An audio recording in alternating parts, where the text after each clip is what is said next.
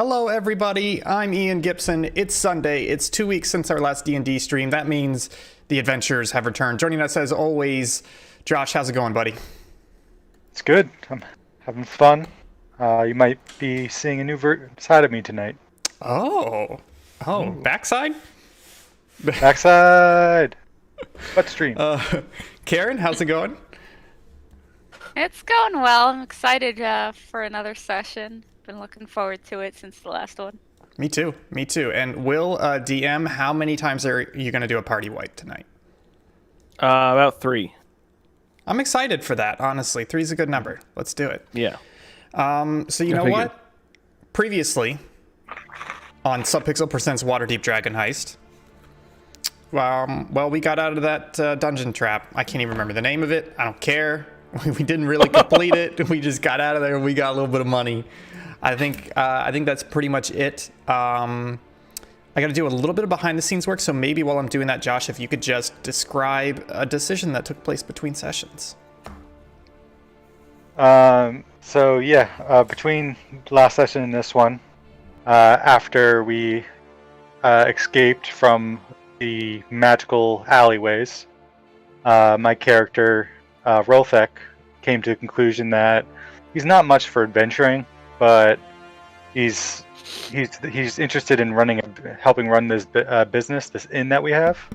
So instead, he went out and contacted a guild and hired a mercenary to help venturing in his stead. I love it. Yeah, I didn't mean to cut short your new character intro, but it's kind of a big thing to switch characters. So I'm just curious, what was the decision? Was it not working out character-wise? Was it not working out like stats/combat-wise, or you were getting bored? It was kind of like I've had a couple of warlock characters, and also I feel like we don't need like 2 different faces to our group. And I know both your character and my character, like a bard and a warlock, kind of like both like fighting for the spotlight. And I also kind of wanted to build more of just a useful, stealthy kind of combat, like a little more combat ready character. Got it. Yeah. All right. So I'm excited. So, Will, I say we just let's kick it off. As far as I know, there are no threads in the wind other than the inn is under construction. I think we have like 2 or 3 days left on that, if I remember. And we made it out, and we've got money. That's pretty much it. Yeah, and the other thing is, you guys know there's the vague notions in the wind of people trying to find, what's his face, Never Ember's dragon horde, all that sort of stuff. Yes. Yep. So first things first. What's Bofus and Lazary? What's your passive perception, or what's your perception bonus? 11. 11. So your passive is 11? Yeah. Okay. No, my 11's my bonus. I was gonna say, I was like, it could be possible. This is why I haven't shown you my character sheet in several weeks. Why? You're just lying? Maybe. Sorry, I don't mean to interrupt, but maybe we should talk about level 4 because we did hit level 4 in between sessions. Oh yeah. So I'll kick it off just to kind of give an idea. So level 4, we get the HP, but we also get the decision of ability score bump or a feat. And I ended up choosing a feat, and I chose the feat Lucky. So basically the way Lucky works is that certain situations I can basically add it's kind of like self-imposed advantage, or if somebody's attacking me, I can roll a die and use the lower of the 2 or choose one of the 2 to use. I get 3 uses of that per day. It resets with long rest. And then I also have new spells that, you know what, I'm going to keep hidden for now because I think they're pretty cool, and we'll see them pop off if the situation comes up. What about you, Lazary? How'd your level 4 character turn out? Good. I don't really remember what I did, so because it was, I believe, wasn't it at the end of the last session or in the middle of the last session?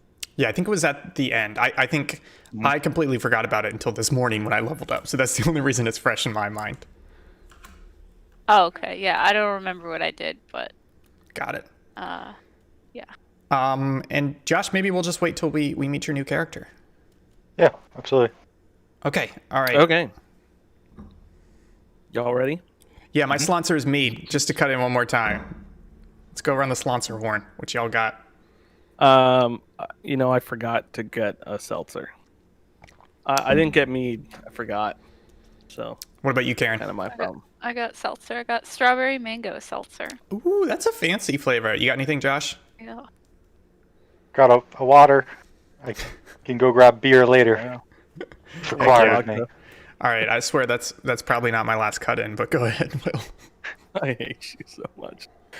Anyways, folks, I want to talk about my digital to analog convert. No, we are here in Troll Skull Alley. You guys are at Troll Skull Manor. Mm-hmm. You are, you had a tough time. You guys helped Volo, forget his last name. You helped him find Floon and Raynar, got them safe. You know, there's the Xanathar Guild, there's the Zentarim, there's some other random people that you found. You know that there's this thread of a huge trove of treasure hidden by the old Open Lord of Waterdeep, Neverember, Raynar's father, who Raynar has nothing to do with anymore, but people don't know that. They just assume they're working together. So you know that you've now acquired Troll Skull Manor. You went to Blue Alley, did a little thing there, leveled up, came back to Troll Skull Manor, and now it's been an amount of time. So you started this campaign probably in the beginning of winter, and now it's late spring. Okay. You can say you've been doing whatever you want. You're just back at this point. You're at Troll Skull Manor. It's breakfast. Rolthek, who is your former companion, is serving you guys breakfast. He found he really likes cooking food. Mm-hmm. He can also whip up some snacks that then make everyone at the poker table play poorly, and then he wins more money. Mm-hmm. He learned all sorts of things. So he's whipping you up breakfast. He's also kind of upset because Raynar has not showed up for work yet. Which is weird because Raynar's always there and he lives there, and runs your Troll Skull Manor. So you guys are at breakfast. You are hanging out. Go with that. Go with God. That's it. We're done, folks. No, you guys can have a little discussion if you'd like. Catch up. I will say, sorry, I completely forgot about Josh's new character. Josh's new character has I don't know if you have any introduction thoughts. Yeah, I was just gonna the basic idea. I was thinking is Rolthek doesn't want to go out on adventures anymore, just because he values his own life too much, but not wanting to leave you two hanging. He decided to take some of his own funds and hire a mercenary through a reputable faction, and he ordered the mercenary or called the mercenary over today to introduce him to the party. Okay, perfect. Mm-hmm. So you guys are at breakfast.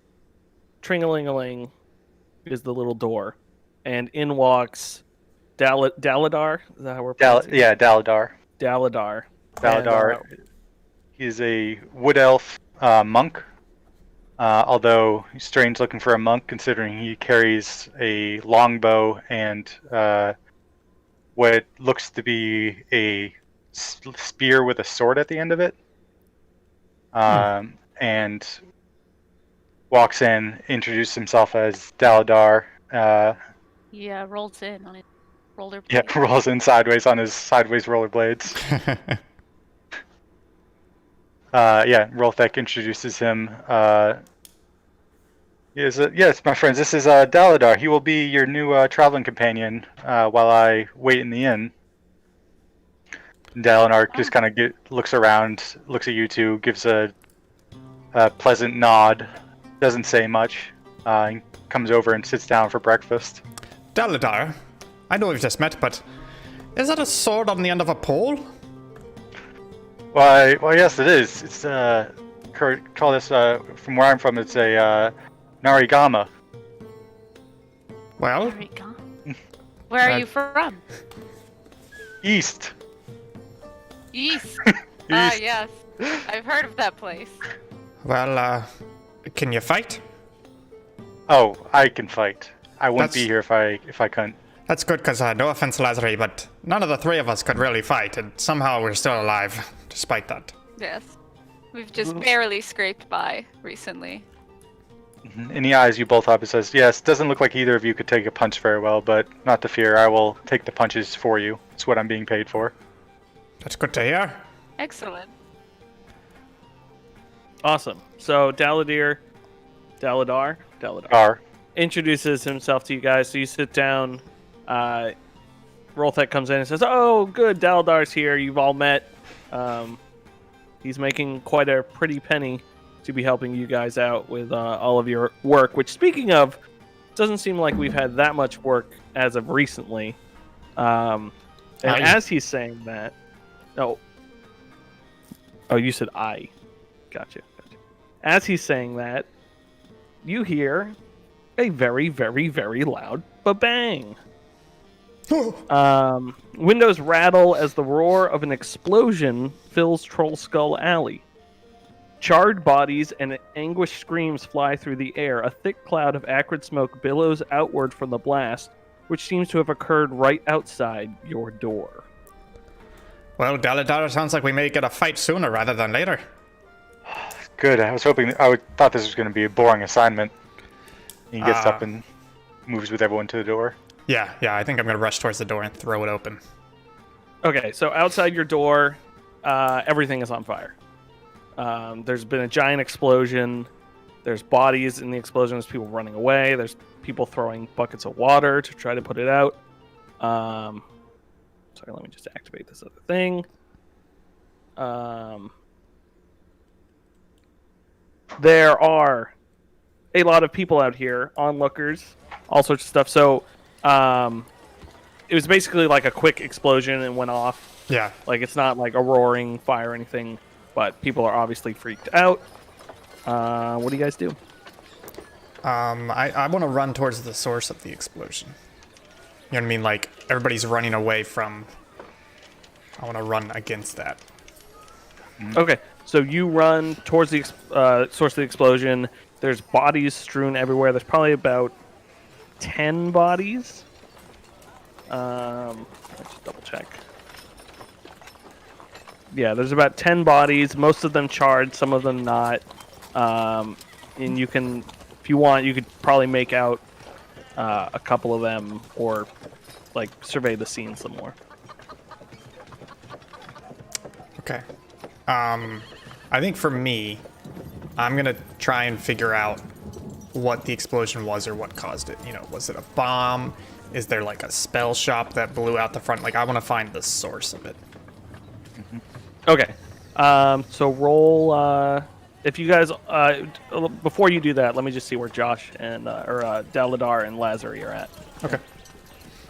Daladar's going to run out and following suit, going to the source of the explosion, but instead he's going to start inspecting some of the people on the ground, looking to help those who are injured but not dead. Okay. And then Lazary. She is also going to kind of hang a little bit further back, just to kind of analyze the situation, but also kind of like helping, like more of like the weaker folks who were affected by the explosion. Okay. So, Ian, if you want to roll an investigation check. Yes, ma'am. That is a 19. So it seems to you from this, from what you can gather from the explosion, what you heard, everything, and how quickly it went away, is someone cast some sort of spell Okay. in this area to make this happen. And I say out loud to nobody in particular. I say, it was a spell. It was a spell. And I start looking around, and I like anybody nearby, and I say, like, did somebody, who cast the spell? Who cast it? Was there a wizard around here? Okay, so you yell that. Josh, were you investigating as well? I was focused entirely on trying to stabilize the dying people who are dying. Okay, so there's 2 or 3 people who were blown back that you can stabilize. They just seem like commoners. Your guys' passive perception being out here now. When you're running to the thing, you notice there's a middle-aged woman who came out, or who was standing by. She looks rather noble. She's got a pale face, and it seems like holy crap, what just happened? Daladar, you also notice, and just you, that over in the corner near a barrel, you saw someone pull something out of a barrel and put it under their shirt. And they're still just standing there. And it almost looked like they stole something from the barrel and put it under their shirt. Mm-hmm. And then there's a few other people just standing around who seem to be like witnesses. It's clear that now that everyone's waiting kind of for like the city watch or someone to take charge and be like, hey, X, Y, and Z, come over here, let me talk to you, blah, blah, blah. Ian, specifically as far as the bodies, there are 3 bodies that are really charred. One looks to be like about gnome-sized, and 2 others more humanoid right behind it. But you can't tell anything specific from that. And Lazar, you're also just helping people, right? Yeah, and I also kind of want to look and see from where the explosion came from, like if there's anybody that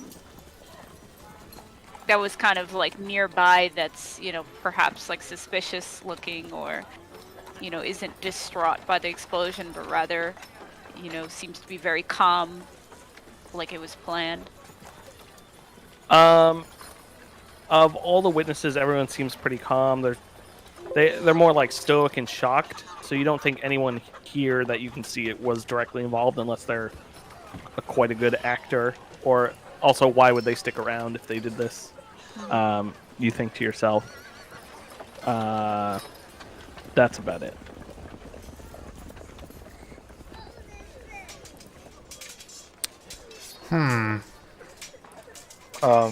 Yeah, once I'm not going to stop helping the people, but I will keep an eye on that man I saw, and I'll actually call out to Bofus, who seems to be looking around, and point him out, saying he seems to have taken something from that barrel, so it seems suspicious to me. Okay, so I'm going to run up to that guy, and I'm going to try and intimidate him in like an angry way and say, you there, what did you take? What's in your pockets? It's nothing. It's nothing. It was just it fell in the barrel. And he pulls out a strange necklace and throws it to you, or hands it over to you. This isn't a strange necklace. This is a clue. So what is a necklace like? It is. Let me check. It's like a string of pearls, but each pearl is held on in a little slot.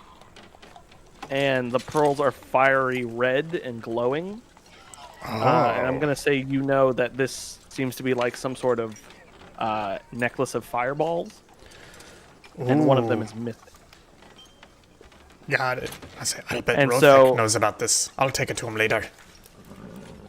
And then, do you want to interrogate the guy some more?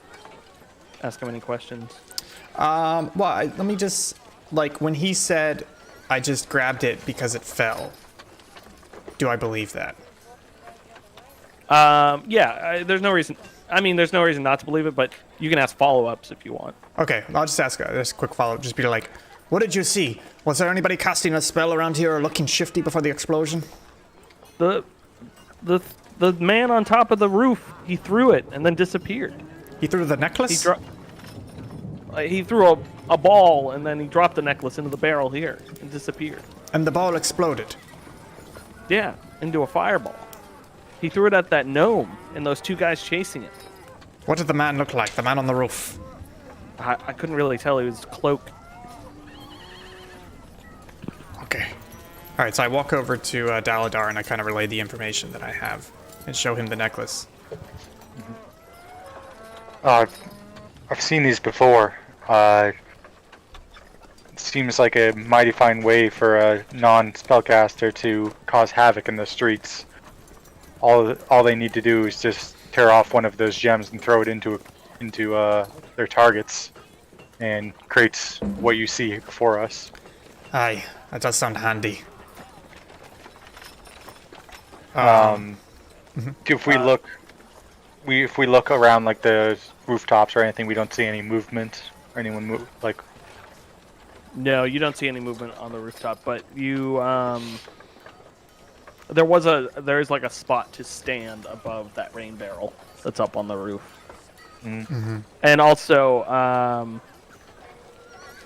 that noble woman I described earlier, she comes over and goes, excuse me, I have vital information. Ah, yes, important secondary character. How can we help you?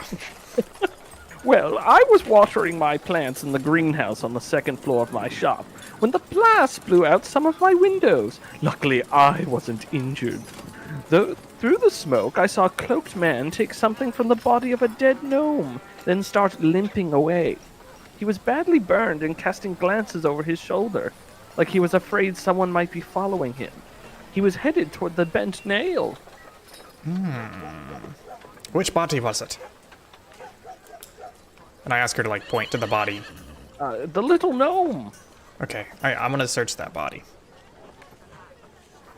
Okay, so you search that body. I searched that body. You searched that body. Sorry, let me get my flipping notes. You search that body and you find Nothing. sorry. 500 gold in gemstones Jeebers. and dry waste. You notice is covering the body's boots. One of the body's boots. Must have come And the from other the two source. bodies right next to it have snake tattoos on their forearms, which you guys know are Zentaran tattoos. but the halfling doesn't have those tattoos, No. and the gnome does doesn't. Um, Can I look in the direction that the lady was pointing, that the man went, and look for tracks of either like blood or like his limp, like scraping the ground or anything, and look for tracks to see if I can follow them? yeah, so you see some, not really, you can't make it out, just because everyone ran that way when they left. But I will say, at this point, the city watch arrives. Hup, hup, hup, hup, hup, hup, hup. And all these guards come in. You hear a griffin high above flying around with a guard on it. And you see two gentlemen walk up, one with a notepad, another one in Magister's cloak with a little cane. Here, I can show you the picture.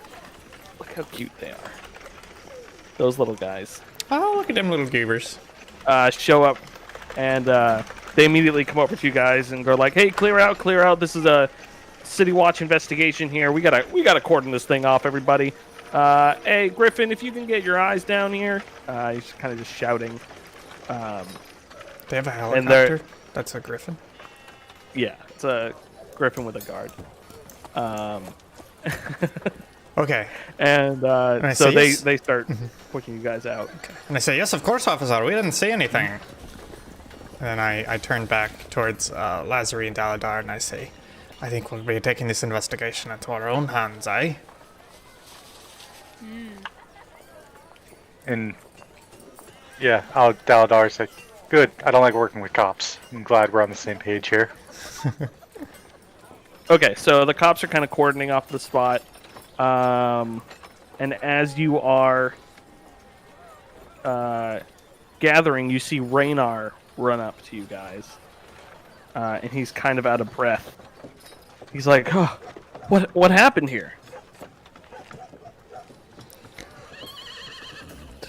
Does anyone want to tell her? Well, I don't know who Raynar is, right? Oh, What? that's No. right. That's right. Oh, that's true. There's an explosion on the street and Say, some who dead. are you? Yeah. There's an explosion on the street and some dead, and we think we've got a hot trail on the killer, so we're tracking him down. Oh, I was afraid that's what it was. I heard what had happened, but I wasn't sure if it was here or the other Troll Skull Alley. What? It looks what to are you be not, gang related. What are you not telling us, Raynar? It sounds like you thought this was going to happen. I'm afraid to say I think I'm to blame once again. And then he tells you that one of his father's spies, a gnome named Dakalar, had visited him a while ago and had asked him a bunch of questions. And then he thinks that dead gnome there is Dakalar, who is on his way to Troll Skull Manor to meet him. Oh, okay. Was he carrying anything important? I don't know. He never told me what his mission was from my father. This gnome spy, was he in the sewers? Was he part of that gang? No, he works for my father. He's not a Xanathar. But he had muddy boots, right? Yes, he did Wait. have Yeah. waste on his boots. Perhaps he was taking a shortcut, a detour. Aye. Staying out of the light. Perhaps we should Very track suspicious. down the. So you said the person who grabbed the thing from the gnome was one of the people who was stuck in the explosion, not the person who caused the explosion. Yes. Okay. Perhaps we should track down this this man that was following him, and took something off his body. Aye. They were both wearing cloaks, the man who took and the man who threw. I wonder if they were co-conspirators. Well, I'd wager a guess that the based on these two here, that the one who was caught in the explosion was part of the Zentharum. Aye, I'd agree. Shall we head towards the bent nail? Try and ask along the way and see if people have seen this man? Yes, let's go. Yeah. So I think we're going to head towards the bent nail, but as we pass by people, we're going to ask them, hey, have you seen somebody limping, wearing a cloak? So you'll pass a couple of people. Another person you recognize who's walking away now, who was at the scene. They say, I tell you, he was not a man, more shaped like a man, a puppet without strings.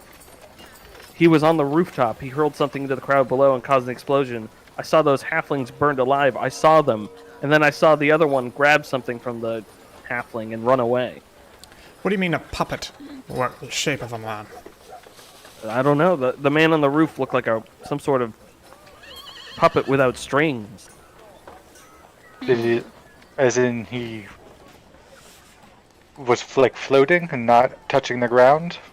As in, it looked like some sort of automaton. Oh, interesting. He was on that roof right there in that crook. That crook. Well, you know, And he I- points above that ring barrel again. Well, Should we Yes. go investigate for any clues? Maybe they Yeah. left some clues behind up on the roof. I hate to say it, but perhaps we should split up just to keep on the hot trail while we investigate the scene of chase the after throw. you. Okay, who's going where? I could go to the roof and then just follow you guys along the rooftops to see if I can get a better view of things from up there as we're going to the Crooked Nail. Okay, I like Okay. that plan. If you guys want to get a head start, and I'll catch up with you. Okay, so Bofus and Lazary, you guys head off towards the Bent Nail. You can you're just vaguely following the tracks of people, keeping your eyes out for anyone limping, Aye. all that jazz. Daladar, you head up onto the roof. Do you want to make an investigation or perception check for me on the roof? Yep. I will make an investigation or a perception. 7. Awesome. Don't worry, you didn't need much. So you find a piece of cloth with a symbol on it. It looks like it was ripped off a cloak. The symbol is a toothed cog with 4 spokes. Like a cog made out of teeth? Yeah. How knowledgeable is your guy of Waterdeep? So I was hired by I work for a guild in Waterdeep that provides mercenary services. Okay. So I'm just going to say you recognize the symbol as the Gonz Temple. Mm-hmm. Which How do you is spell that? like a Gond. And Got it. it is the. Let me get the full name for you. It is the the local temple for Gond is the House of Inspired Hands. And I know where that's located. Yeah, and you you could easily find it. Just ask directions or something. Yeah, do I know anything like brief reputation of this order? They're peaceful. They're monks, and I don't know. I didn't look up Gond before this, but from reading this, it's like all like mechanical stuff. So they like build contraptions and like all sorts of mechanical things and sciencey stuff. Yeah, that's all you find up there. Or Other than like scrapings, and someone was clearly up here. right. Do I get an indication of where they went when they left? No. You can assume they either ran back across the rooftops or maybe down and out the other side, but there's no indication. All right. In that case, then I'll just start running across the rooftops towards the Tooth and Nail, looking at the streets while I'm doing so. Okay, cool. So, Lazary and Bofus, you guys reach the Bent Nail with not much to go on. You didn't see anyone limping. You didn't see anyone. They could have turned off at some point. Aye. Looking inside the Bent Nail, you don't see anyone specifically in there. If you want, you can go in and talk to the barkeep. Yeah, let's do that. Okay, so you guys enter the Bent Nail. I see. Has anybody here seen a limping man in a cloak? No. Damn it! Well, you tried. Perhaps we should talk to the barkeep. Maybe he's a bit more familiar with the local Aye. patrons. Ah, yes. Yes, maybe give it a shot with the barkeep, Lazary. Hello there, good Hello. sir. Howdy. What do you want to drink? Well, I'll take a flagon of ale. I That'll be actually 5 have copper. 5 copper. Yeah. Thanks for the subscribe, Grammar. Thank you. So I actually pull out 5 copper, and I actually pull out an extra 2 copper. Kind of slide it forward and say, well, this is for the ale, and this is for some information, if you can help me out. Anything for a pretty lady. We're actually looking for someone, cloaked figure, perhaps limping, average height. Have you seen anyone like that today? Not today, ma'am, no. Do you know of any of your patrons that like to wear cloaks and perhaps have a limp? Well, it is winter. It was winter. It's not anymore. It's late spring. Plenty of people wear cloaks. Is this about that explosion down Troll Skull? It might be. Well, for a few more copper, it might be too. 2 explosions. So I pull out another 2 copper and kind of slide it forward, but I kind of keep my hand on it. Caesar says I saw someone limp past my barkeep, and they went that way up the road. Any other information you have about them?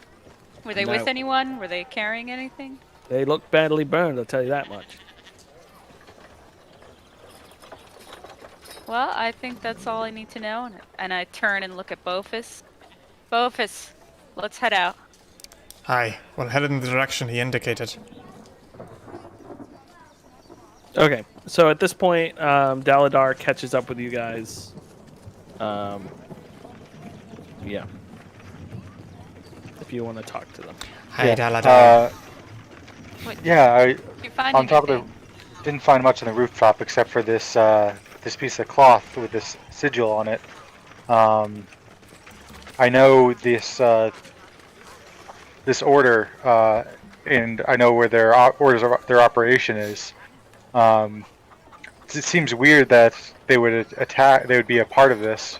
It seemed to be a peaceful order to me, and be more along the lines of mechanical enlightenment than this type of wanton destruction.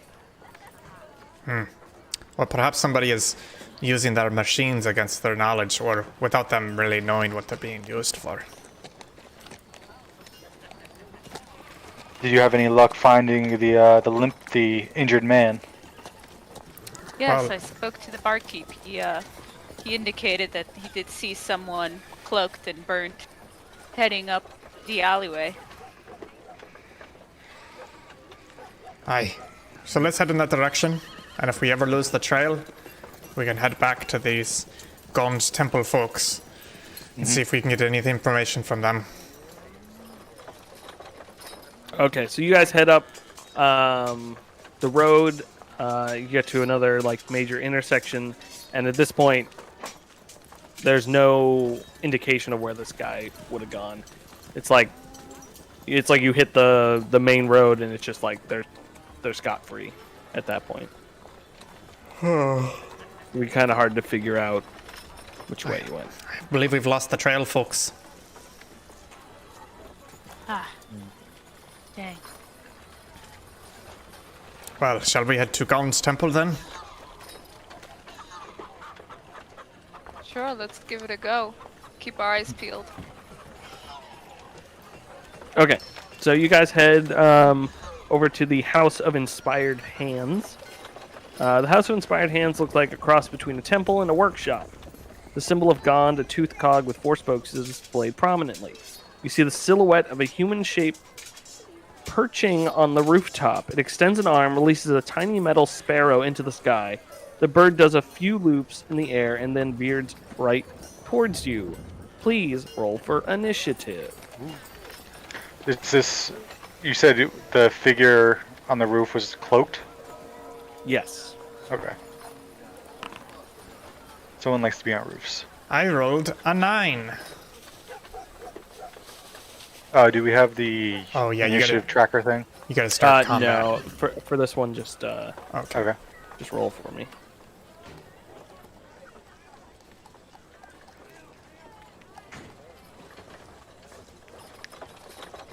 Oh, I don't have.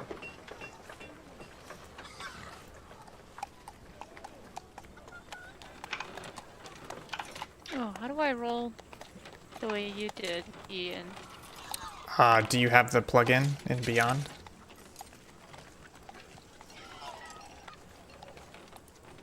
There's a Chrome plugin that you had to install. Oh, yeah, it didn't. I think it's called Beyond 20. So once you have that installed, then you go to the Foundry and you click on the extension icon in the top right to activate it. So 1d20 And then here. and then when you go back to Beyond, when you hover over stuff, you should see like a red D20 that you can click.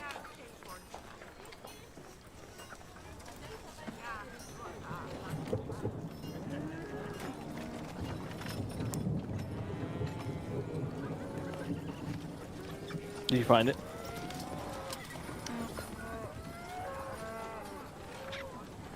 You mean like cogs wheel on the right for the extensions in Foundry? No, in the browser because it's a Chrome extension. Oh, I see. Yeah, I remember trying it the first time. It didn't work. That's fine. Is it just a 1d20? Yeah, it's a d20 plus your initiative bonus, which is, I assume, 4 for all of you, right? Yes.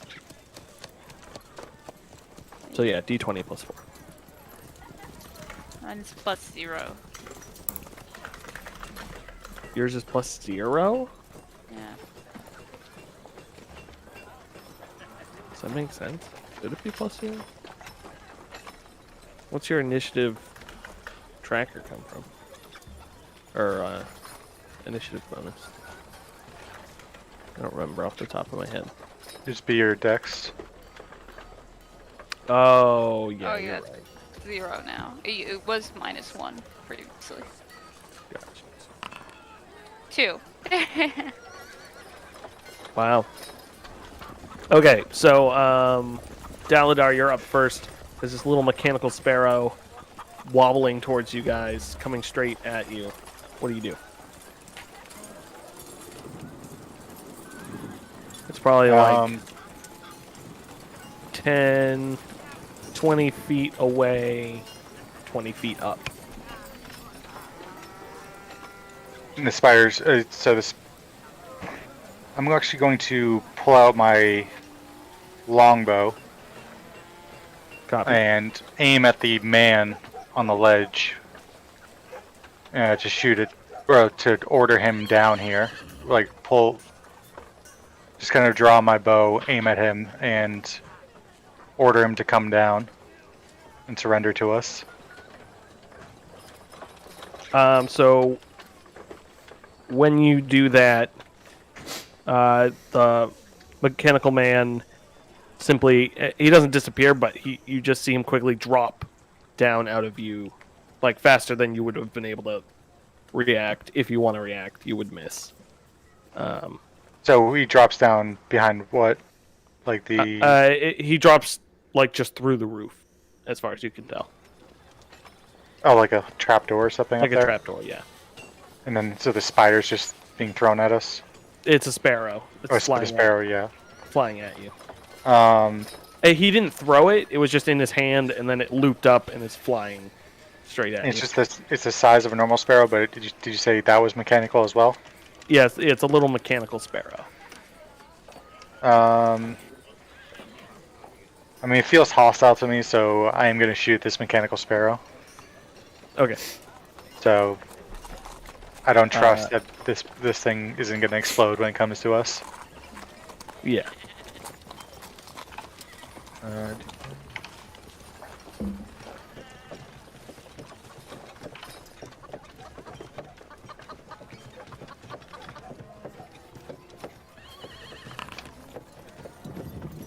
9 to hit. That is a miss. Mm-hmm. Your arrow whizzes past it and thunks into the roof of the, or into the wall of the temple. And then I'll just move kind of away from the part of the group towards the sparrow to separate myself from them in hopes to get the sparrow to come after me. Okay, cool. And that'll be it.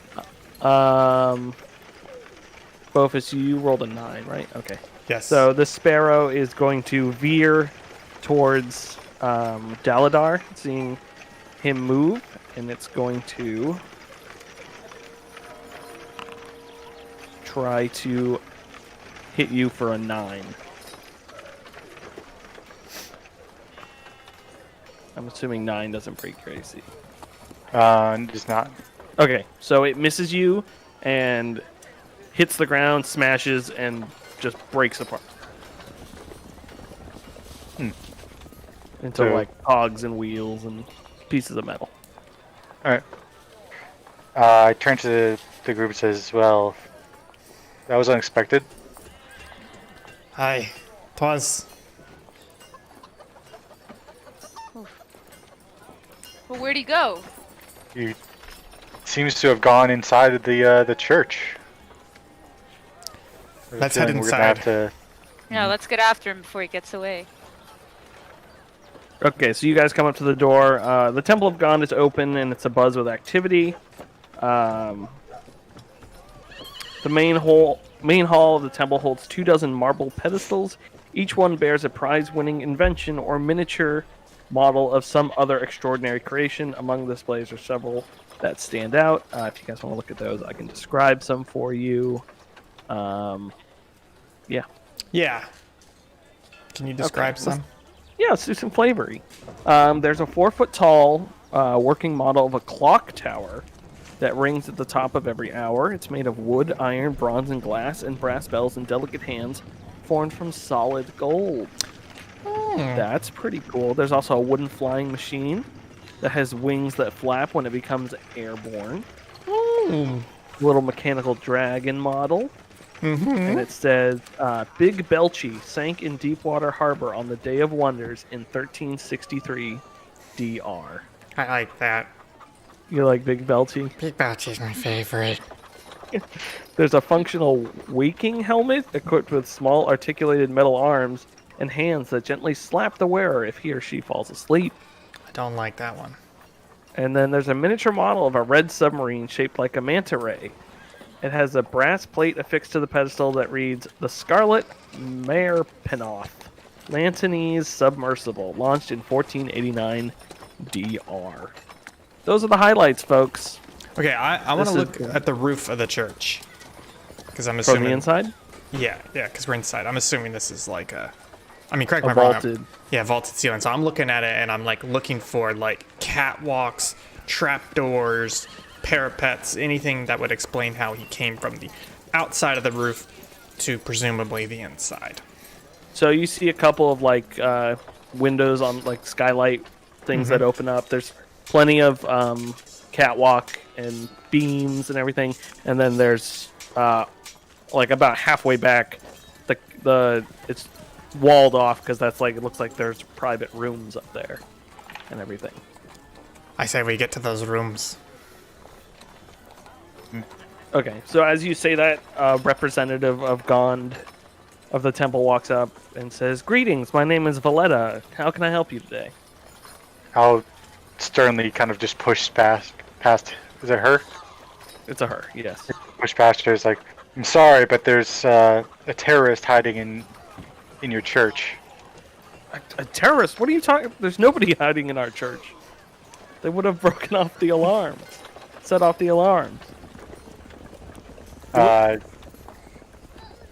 What'd you say? Who are you looking for? It is a mechanical man that's been wreaking havoc in the city. There's 10 dead so far. If there's any more, it's on your head. There's only one mechanical man that lives here, and his name's Nim, and he can't leave the ground due to magical spells that keep him here. If you want to talk to him, I can take you up to his room. Well, lead the way. Okay, so she leads you up a couple flights of stairs to a door that is closed, and she knocks on the door and says, "Nim, are you in there? Can you unlock the door?" But you don't hear anything. I bust down the door. She says, "Please don't try to knock down the door." It's too late. There's dead everywhere. She stops you from trying to bust down the door. Okay, I'll let her do that because I'm only like 3 feet tall. Let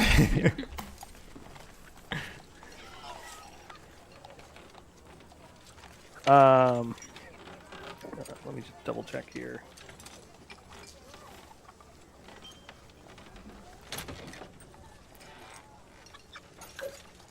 So she says, if any of you have thieves' tools, we could maybe unlock the door. I can try to persuade him to come to open it. I know he's in there.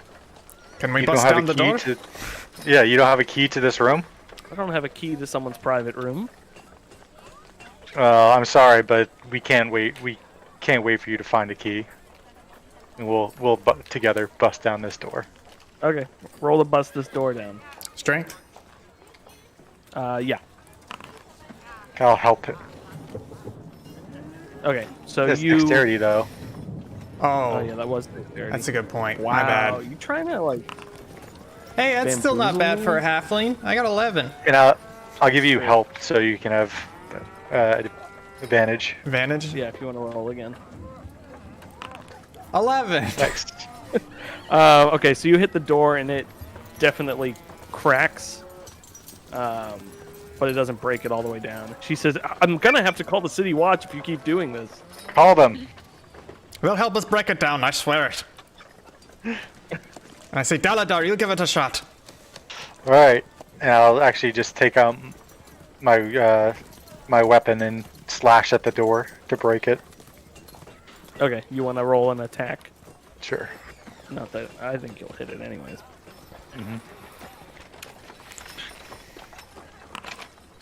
13. Okay, so you slash and it cracks down the door.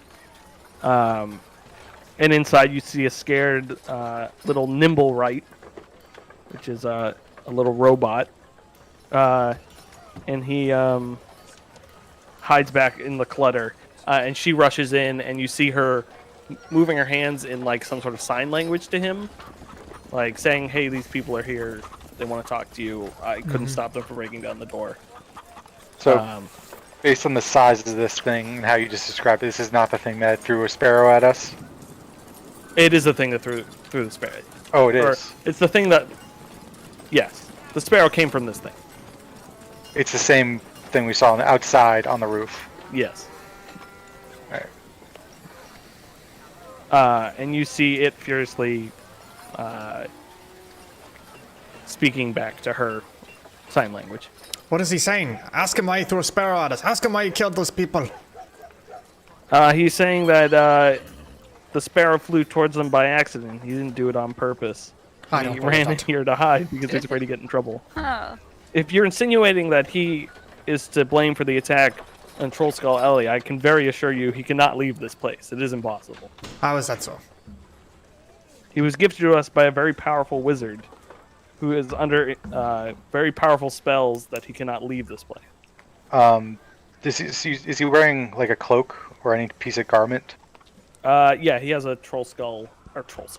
He has a Gond robe that all the people are wearing. I didn't know we were Is it- merchandising yet. Is his torn? From what you can tell, it is not torn. Can I'll put my hand out and say, may I look at his robe? She's still very angry, but she says okay. Yeah, and I'll get a closer inspection of his robe and look for a torn patch. You don't see any torn patch. Like, if anything's torn on it, it's been sewed up again. Like, there's patches everywhere and everything, but Wait. there's nothing. Like the piece of cloth I found, what was that from? A robe, or what was that piece of cloth It from? was from a robe, yeah. So it wasn't from this robe. Okay. So while he's doing that, I want to take aside the lady and just be like, let me lay it straight on you. Somebody threw a bomb this morning. Killed 10 people. Person that threw it, they said, was an automaton on a rooftop wearing one of these cloaks. And somebody else swept by on the ground wearing one of these cloaks, caught up in the blast, but also stole something off one of the dead gnomes. We followed him, but lost track of him. But we found a symbol for your guild or whatever you call this place. Up where the man dropped the bomb. We come here, and your little friend here attacks us with a sparrow. Now tell us that doesn't point to somebody guilty in this here part, in this here building. Now tell us what you know. So even though you're talking to her on the side, you can kind of see the nimble right reading your lips. And so it pops up and starts symboling to her, and she translates that, saying he admits he built another nimble right to ease his loneliness, but the creation fled in confused terror about a month ago and stole one of his robes. Nim hasn't seen him since, but it's why, and he then holds out, it's why he built this nimble right detector, so he could find him and detect him when he gets close again. Aye. We'll be taking that off your hands, because that's the only way we're gonna find your little wayward friend. Can I just roll insight real quick to see if I think this mechanical contraption is lying to us or holding something yes. back?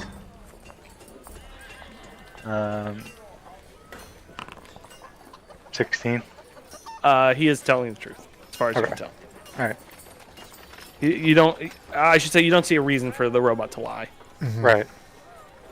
And then I asked the lady, I say, you seen anybody come through here with a burnt robe of yours or a limping or anything like that? Anybody in this building the last month or two that's been acting suspicious? Nobody here, except for you guys who came and broke down my door. You mentioned You're it gonna have again? to pay for that. We will not. Excuse me? Yes, you will. Take it up with the police. I'll have you arrested then. For what? Finding a guilty party?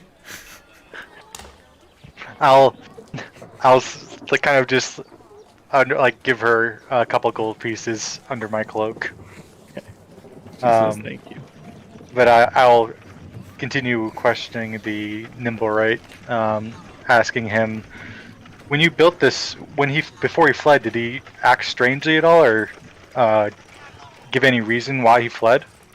I just seemed confused as to what I had born him into. He's not as intelligent as me, so I think he just ran off to, I don't know, find something else. And you have no idea of where he's been or heard from anything about him since? No, I know he's still in Waterdeep because this is translated through her, by the way. He's still in Waterdeep because the detector will go off every so often. And it has a range of about 500 feet. Alright, well, I'll tell him, I'm sorry to tell you this, but your creation has killed a couple people today. And I fear that he'll kill more if we don't stop him. He says he's very sorry and will work to try to help capture him. Anything you guys need mechanically. Yeah, I'll just ask for him for a brief demonstration on how this detector works, so we can use it. So he shows the detector to you. Here, I'll show you guys a picture. It's a pretty picture. Yeah. And he says, to activate the Nimblewright detector, a character must hold down its trigger when the activated device comes within 500 feet of a Nimblewright other than him. So he doesn't set it off. The umbrella begins to spin, whir, and click. The spinning, whirring, and clicking accelerates as the distance to the target lessens, reaching maximum velocity and volume when a Nimblewright other than him is within 30 feet of the device. Bumba bumba. The Nimblewright says they will offer you guys 500 gold pieces to track down his creation and destroy it. We don't need your money to solve the crime, but we'll take it anyways. I'm a real hard-ass detective. Hard boiled. Let's see. I think that's it. And they also offer you anything you need once it's destroyed. Well, folks, I think we've got a bit of a plan. We've got the tools we need. We know who we're hunting down, but this thing's only good within 500 feet, so where do we start? Trying to think of the best way to... I'd say we start on the main streets in the city, and then keep moving around through those main avenues, the most populated parts of the city, until we find something. Might take a day or two, but 500 feet, I feel like we could cover some ground that way. I was also thinking the Centaur's Guild bulks. What's the connection there? No, Zentarum, not Zentarum. Why do they make them so close to each other? I have a feeling that they're pretty different if it's spelled out, but I think it's just the pronunciation was pretty close. based on what I've seen, I don't know why who this robot is allied with, or if it's allied with anyone. But I feel the Zentarum were after that gnome to get whatever they took from him, and were caught in the crossfire. I don't think this mechanical contraption was working with the Zentarum. Perhaps we should follow the gnome then. If he was important, then perhaps we should see where he lived and where he worked. Mm-hmm. And at least get information on him and possibly hit on the automaton. We know who he was. He was hired by Raynar's dad to give him something or ask something of him. So maybe we should try to contact Raynar's dad and figure out what he had. Yes, that's a good. He's been banished, right? So we'd have to get a courier or some type of communication to him. I like that. Perhaps plan. Raynar can help us in that. Yeah, so let's go talk to Raynar. You guys want to go talk to Raynar? Yeah. Yeah. Okay. So you guys head back to Troll Skull Manor. You sit down. You guys are having dinner or whatever with Raynar, and so he begins to tell you, when the Lords of Waterdeep ousted my father, I thought his long, dark shadow was finally gone for good. The truth is, I want nothing to do with him, but his spies hound me. One of them, a gnome named Dakalar, had been watching me for months. Then, about 10 days ago, the spy was suddenly nowhere to be seen. My father didn't trust many people, but he trusted that gnome. I spoke to a few of Dakalar's friends. Apparently he was on a special mission to retrieve the Stone of Galore, and was afraid that the Zentarim and the Xanathar Guild were close to catching him. When he heard about my kidnapping, he wanted more information about the adventurers who rescued me. I think Dakalar was planning to pay you to deliver the Stone of Galore to my father in Neverwinter. The Stone of Galore, what makes it special? The Stone of Galore is the key to the trove of treasure that is hidden somewhere.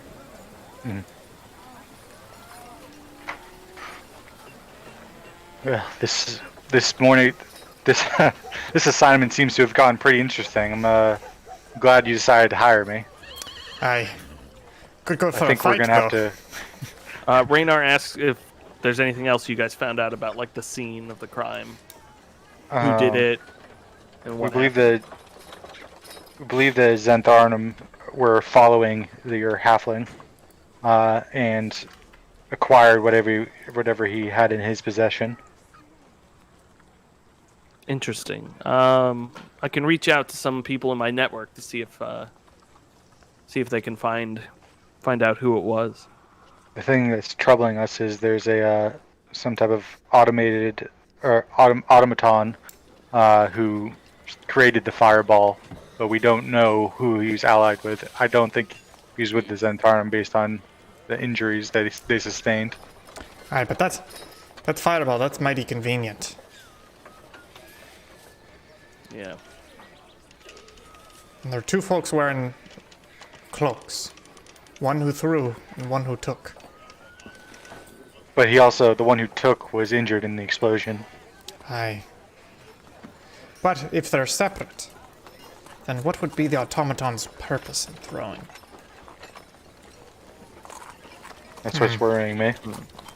Well, if you guys can wait maybe a day or two, I can reach out to my network and I'll be able to figure it out for you. Aye, perhaps we Well, do that.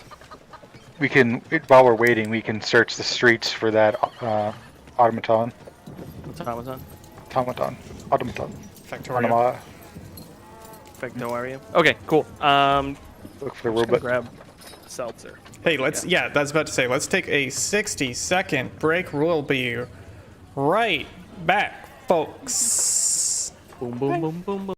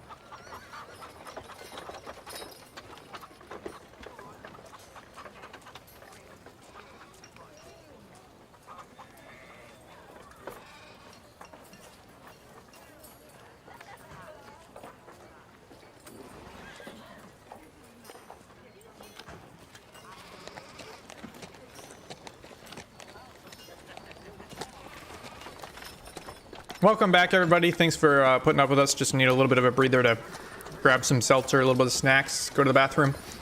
But we're back. William Yosefitz Crispers, take it away. Okay. Call me Ishmael. So you guys were going to use the detector while Raynar is checking with his network, correct? Yes. Cool. Yep. So, use detector over most of the city. Not most of the city. About like 25%. This is only like a day's worth of work because it's not going to take him too long. And you haven't found anything yet. You had one pulse at one time, but it wasn't anything special. You probably could chalk it up to it just going off, but you're not quite sure. So by the time you come back to Raynar, you guys come back from a day of out there searching, and he kind of flags you guys down and says, "Hey, I found out some stuff for my guys. Do you want to hear it?" Yes, sir. Please. Okay, so he says, he said the man that one of the witnesses described, he told them, and it sounds like a description of this black network spy named Erstal Floxen, who works for the Zentarum. Sorry, so this is the person who grabbed it. Who grabbed it, yes. He said, then someone in the North Ward claims he saw Erstal enter Growlhund Villa, which is in the North Ward, shortly after after the fireball incident. The resident reported him to City Watch because he thought it looked suspicious. And then he went and double-checked with those two City Watch guys that you guys had seen wrap up the detectives, or wrap up the area.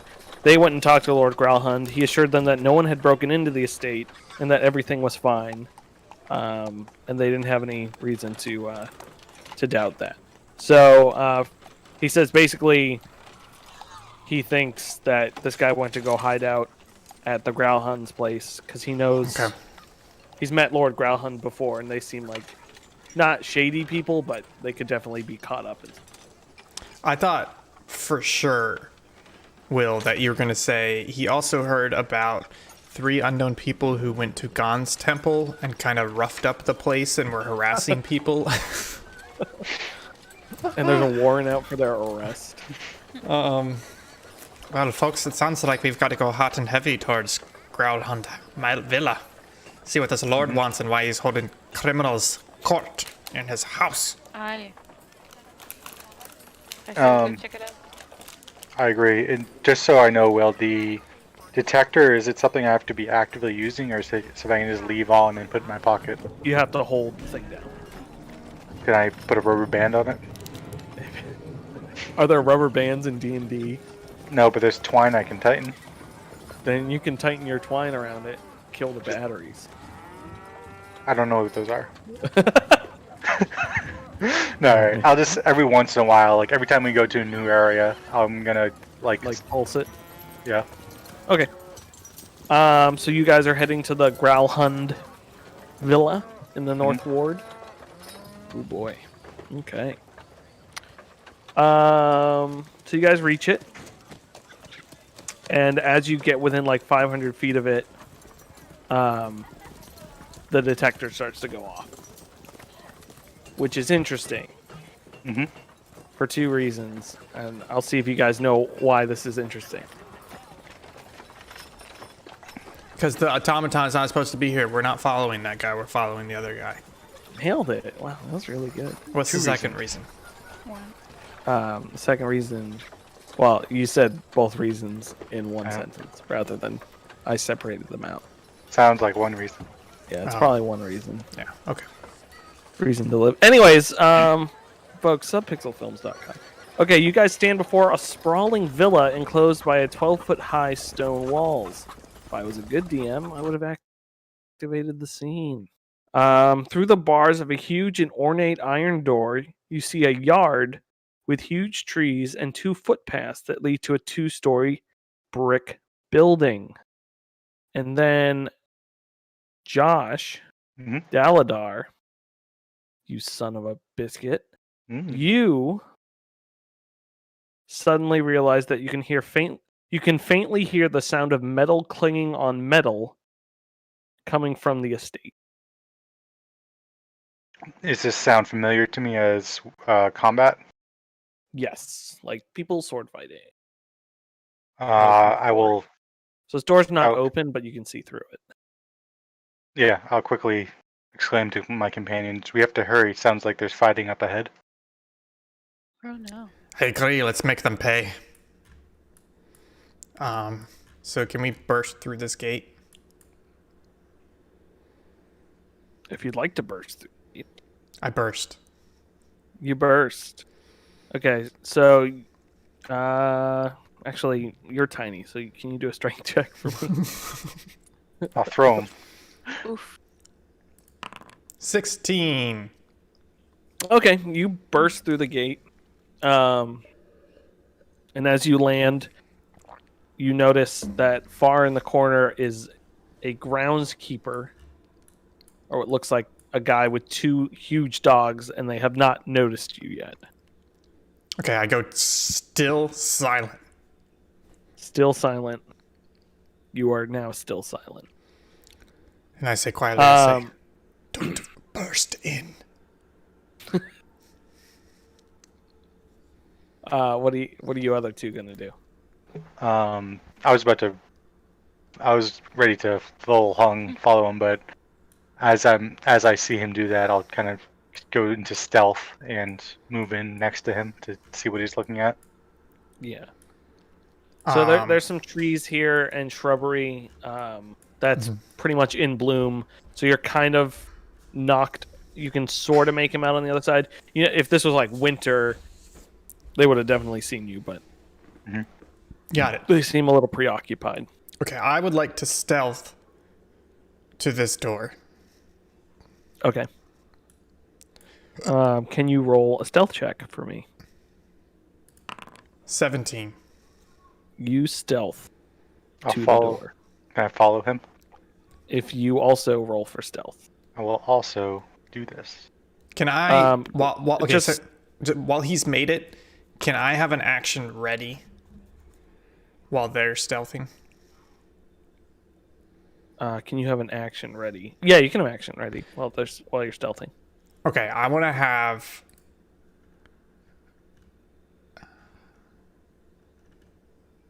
Sorry, I'm just looking. I want to have my crossbow out, Okay. and I want it like aimed to the northeast. Just in case if things go bad real quick, I'm going to have a shot. You know what I mean? Yeah, you can do that. What was that roll for? Sorry, I'm trying to fix something on my Oh. character sheet because for some reason it says that I have 20 dex. I don't. Lazary, what's your stealth? Do you have good stealth or bad stealth? I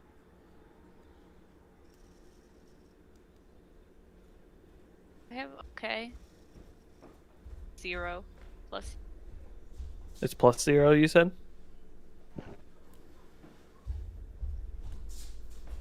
I think.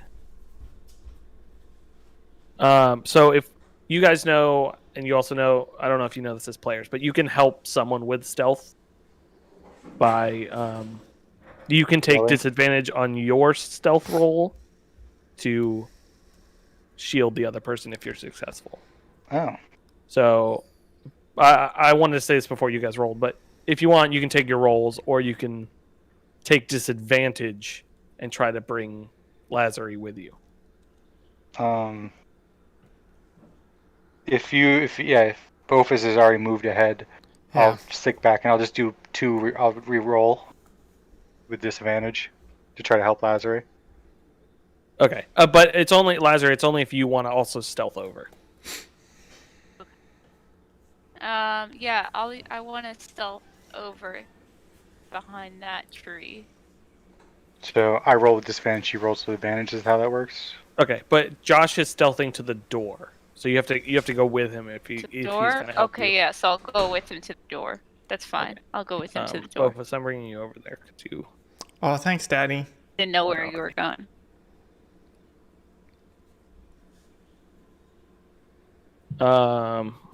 Okay, so you can, Josh, you can either roll again with I'll roll disadvantage. twice. I'll roll with disadvantage again. So 13, 6, 19, 22. Wow. So you guys all make it over. Nicely pretty good. done. I don't have to roll? No, because he was rolling disadvantage to bring you. Because Oh, basically gotcha. your loud butt makes him have to roll disadvantage. Yeah. It was like helping a toddler walk. Yeah. You put your feet on top of his feet. Okay. Okay, so you guys reach the door. I forgot to mention, above you guys is a balcony, wooden balcony. But I think it's above you. Is there anybody on the balcony? There's nobody on the balcony, but there is a balcony above you. It's 4 squares out. Actually, it's 3 squares out. So it comes out to here, where Daladar is. It's all the way across like that. Yeah, all the way across. Got it. Okay, so I'm gonna say we can go through this door, but maybe those of us who are a bit more strong and acrobatic could maybe clamber up the balcony. Any takers? I am neither strong nor acrobatic. No, Not I think necessarily- we're all Go. very weak. I'm not strong, but I am pretty acrobatic, and I think I'm pretty good at climbing. Lazare, I don't mean to ask an inappropriate question, but how much do you weigh? Excuse you.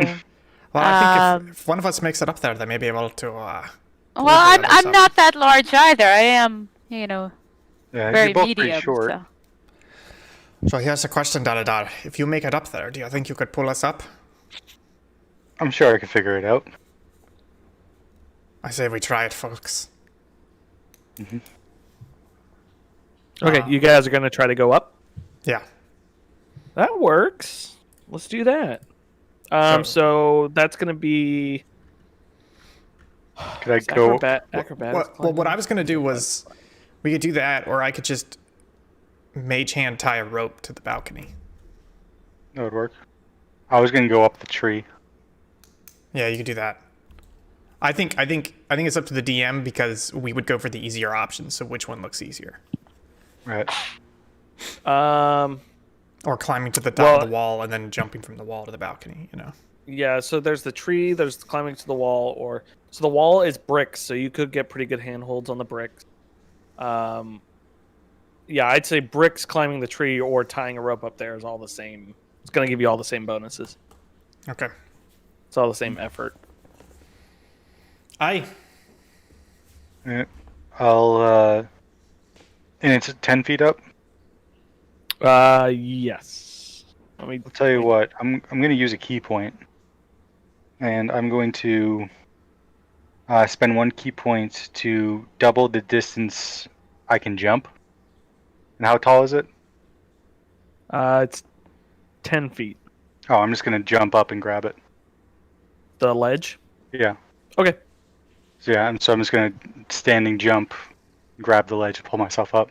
Okay, I will let you do that. So that's 1 key point. I'm going to bring you over there. If only I were that strong or tall. It helps that I'm also helps that I'm like 7 feet tall too. Yeah. Being an elf.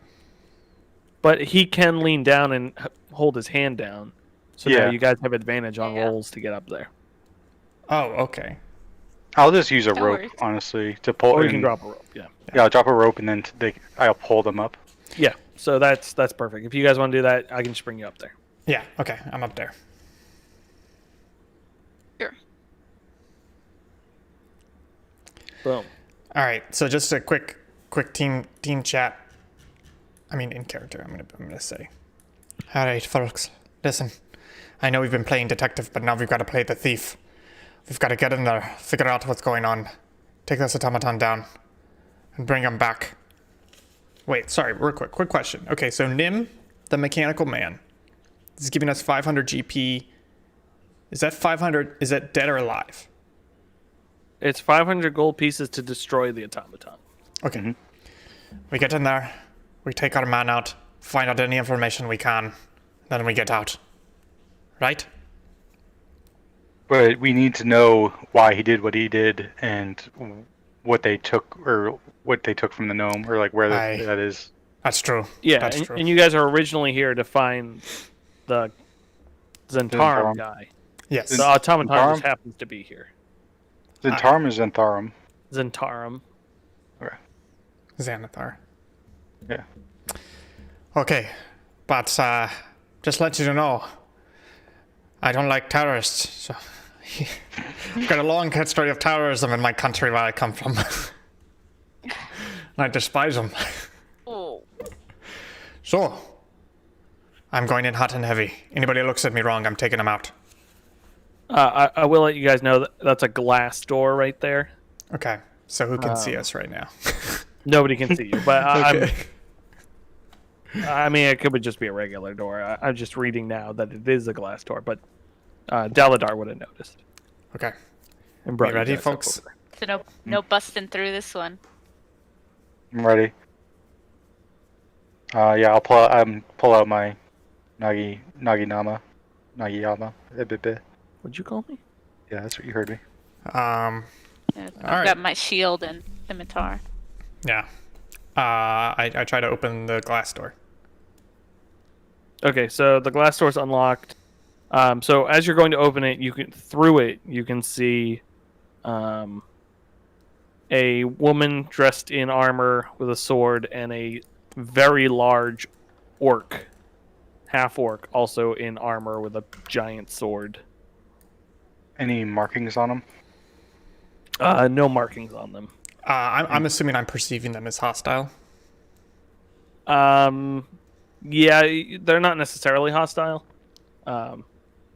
You don't know what's going on here, but you still hear fighting. But these two people are not fighting. Is They're it just fighting in the hiding building? this room. Yeah, the fighting now sounds like it's on the other side of this floor. Could you describe the people again? One of them looks like a noble woman. She's got some Uh-huh. armor on. She's got a rapier. Let me double check. Okay. And also what they're doing. And then the other one is just they're pretty much standing there, just looking at the one of the doors that you guys can't see. He But looks are like they- he's almost like a bodyguard or something. Okay. Are they effect. do they look worried, or do they? Maybe a little bit worried, but at this point, they're not like rushing to get out of there. They're just kind of hunkered down. Okay. So they're actively like prepared for a fight and know what's going on. Yes. Okay. I turn to the others and I say, "Follow my lead." And then I open the door and I say, "Lady Grolhund, we're here to save you." So Lady Grolhund turns around to you. The giant half-orc draws his sword, and she shakily holds her sword at you, and she goes, "Thank Timora, you're here. We need help. The Zentarum are attacking us." I say, "Good. You are hired by your husband. We're here to back up, kill people. Just tell us where they are. Protect you! Tell us I where am they backup killman. They're on the other side of the door. They're fighting some of our veterans. are. Okay." And then I cross to the door, and I look to Lazar and Daladar, and I say, "Shall we, folks? You ready for a fight?" Yes, I was Let's going ready. do it. Is that door or this door? It's this door Bofus is at. Okay. Okay. Um, Do you want me to be first? yeah, if you want to be first, and then we can just ready behind you. Give me 2 seconds. We gotta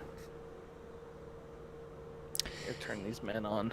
Man, that was a bit of a gamble just to burst in there and assume it was Lady Grolhund. Okay, so you It's a good guys thing we didn't shoot first. Oh no. you burst open this door.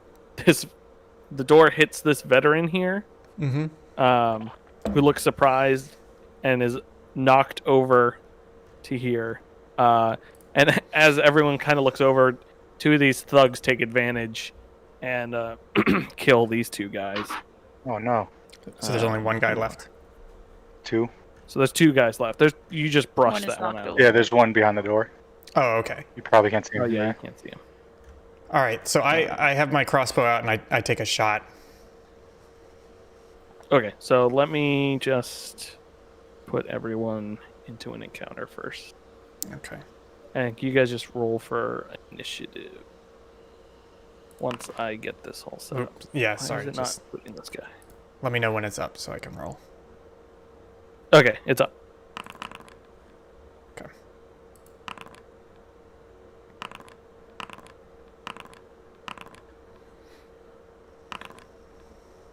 Sweet. And so I will give you guys a surprise round. Okay. So whoever wants to go first. You want to shoot him? Can you number the thugs and veterans? They should be numbered. Are they not? No. They're not displaying. Well, you can just click on them, right, to show them. Or no? That Oh, is we my- can see who they are just by hovering over them. Yeah, but That's It doesn't for like show. telling him which one we're attacking and life totals Oh, and yeah. stuff like Oh that. yeah. Well, we can just use the initiative number, right? I mean, Yeah. all their character sheets. So I changed all their names, but Yeah. it's just their token name didn't get changed. But we can just say like I'm attacking We'll say veteran 10, 17. veteran 20. Yeah. Yeah. We hitting Well- thugs or veterans?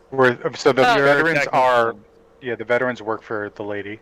Okay, got it. So we're attacking. But if you just tell me which thug you're attacking, Okay. they're numbered. All so right. I will Yeah. know. Okay. Okay.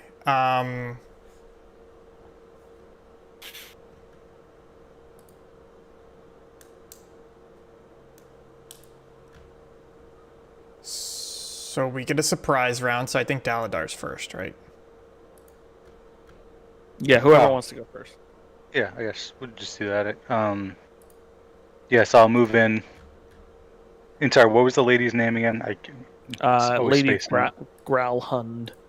I say to these two, don't worry, we're here to help Lady Growlhund. Okay, and they nod at you and say, "Huzzah!"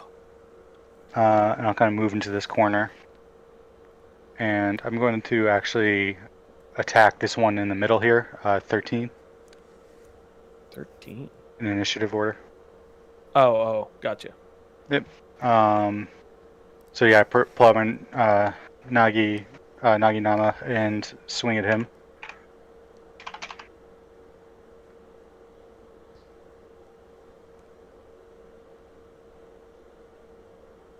Swing, baby. Swing. There's a 14 hit. A 14 does hit. Let me see if this works actually. All right, I can change their names now. Figure it out. I gotta remember that for next time.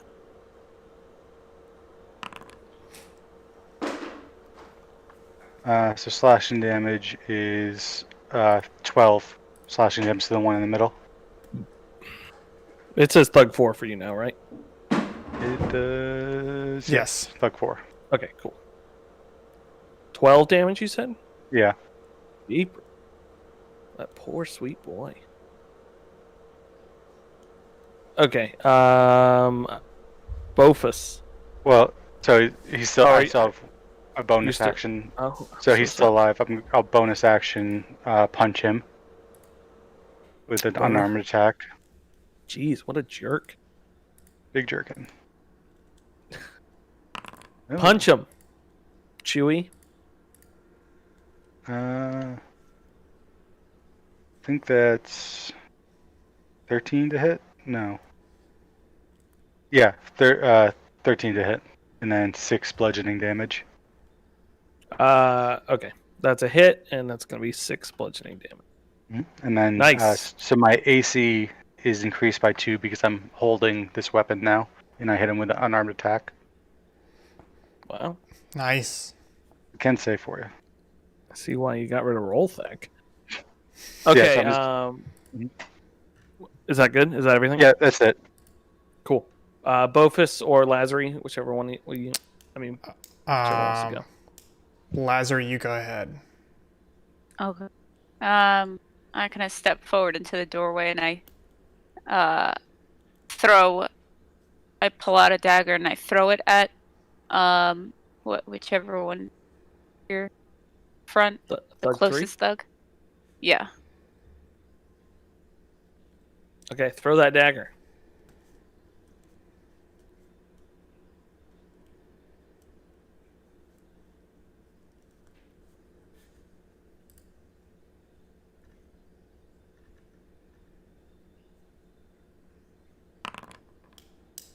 That's a 19. hit. How much damage? 4. Sweet. So that dagger flies out and buries itself in his, like, what is that, collarbone, chest Oof. area? Clavicle. Clavicle. Ugh, that's a gross word. Don't say that word. And is that your turn? Yeah. Okay. Bofus. Okay, I'm going to fire my crossbow at Thug 3. Do it, girl. Guy's got a knife in him. That is a 10 to hit. That is gonna thunk into the wall behind them. Okay, and as my bonus Unfortunately. action, I'm going to use Bardic Inspiration to give an inspiration die to Lazary. That is a 1d6 that you can use to 1 ability check, attack roll, or saving throw. Ooh. Sweet. 1 second.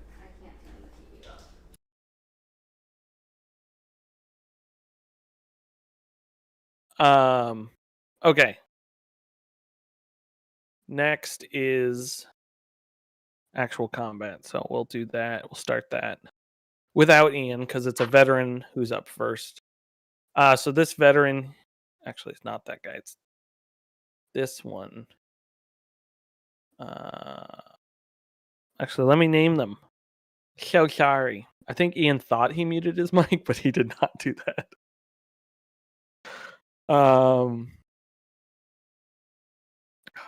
So the annoying thing is not to detract from this, but I have to name both the thing and the token, and it's very stupid. Name him Derek. I don't know why. Why is this prototype? So stupid. Freaking hate this thing. Okay, so this veteran's gonna go. So he's going to attack the guy in front of him. Oh, and he has advantage, I guess, if we're allied. Oh yeah. Or it doesn't even matter if we're allied, as long as they're enemies.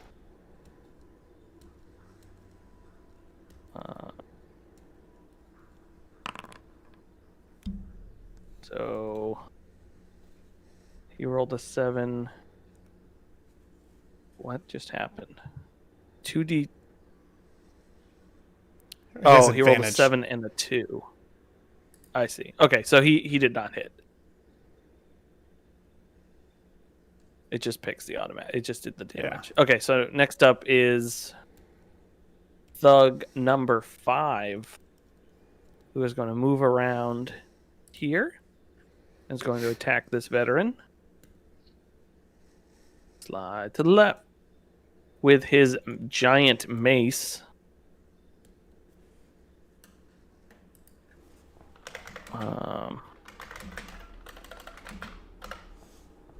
Which I guess is, man, sometimes this thing does not do it well.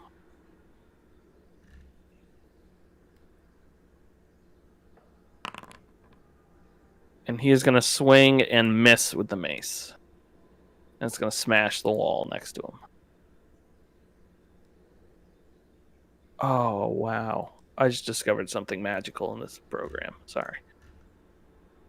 Next up is Thug number 3. He is going to attack Daladar. He's going to swing his mace at you for a natural 20. I'll hit. And that is going to be 13 damage. Okay. And then, man, these thugs all just rolled next to each other. And then Thug 4 is going to move. Actually, he's not going to move. He's just going to attack that veteran.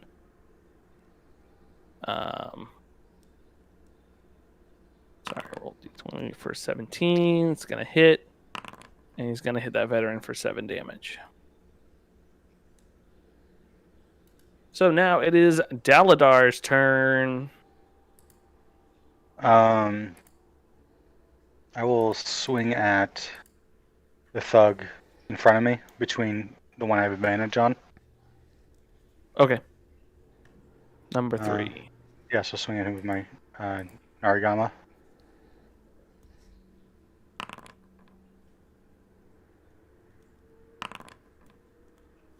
Be a 14 to hit.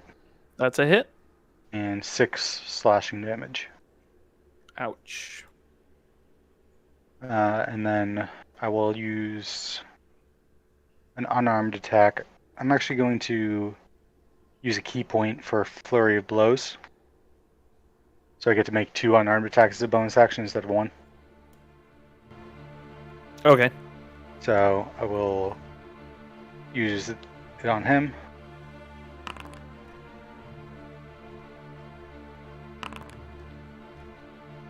And that'll be 25 to hit, first one, and Ooh. 5 bludgeoning damage. Wow. That's a hit. And he's still up. He's still up. So then I'll use the second flurry of blows on him. 25 to hit and 7 bludgeoning damage. And he's down. And I will use my movement How do I kill him? to get on the other side of this one. And that'll be my turn. Okay, awesome. Good turn. Lazary, it's your turn.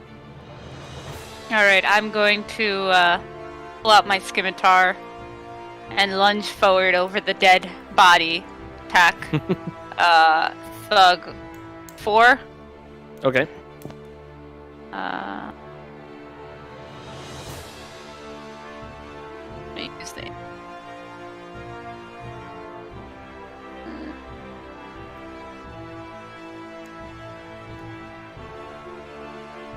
Attack.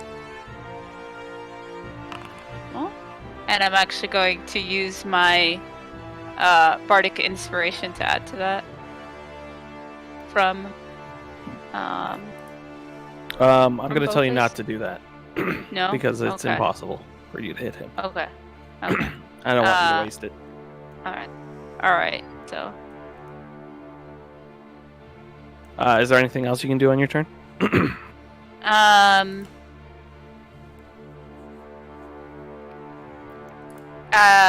going to prepare a magic stone Okay. Oh, right, because that's a bonus action, right? pocket. Yeah. Okay, perfect.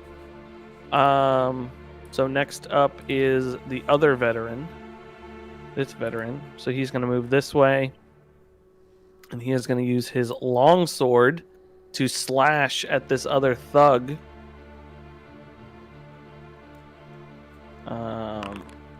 And he is going to miss like a big old dumb doofus. So then it's, speaking of big old dumb doofuses, it is Rufus's turn. Okay. I'm gonna move here, and I can attack diagonally, right? Yes. And then I get advantage because I'm flanking. Also, yes. Okay, I'm just gonna have my rapier, and I'm going to roll to attack. That should be... That is with advantage, so that is a 13 to hit. Oh, that was my That dagger. is a hit. My dagger, but it's good enough. That's okay. That is 5 damage. And he is down. How do you roll with advantage, by the way? On that. In the Beyond 20, so it is... You hold down Shift. Oh, and then click on the B. Yeah. If you hold down Control, then it's disadvantage. Nice. Yeah, I just found that out today. That's fancy. That's your turn? Yes. Yeah, I think that's all I want to do. Okay, back to the top with this veteran. He is going to use his long sword against this thug. And he is going to hit with a 20, not a natural 20. And so he is going to do 7 damage. Will, Yes. just so you know, I think it's rolling. Oh no, never mind. I'm dumb. Never mind. Carry on. Okay. I thought it was rolling attack and damage separately. It's not. Or together. Crap, which veteran is this? Okay. And then it's going to be... Gosh darn it. So annoying. Sometimes these windows, like, don't move. Okay, and then it's this thug's turn who's, in turn, going to hit back at the veteran. And he's going to miss. So then it's Daladar's turn. Yep, I'll attack the thug. The Narigama.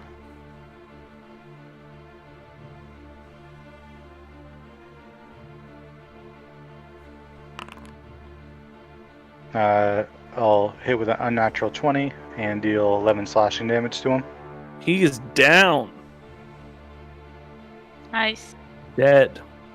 Dun dun dun dun dun. Whew.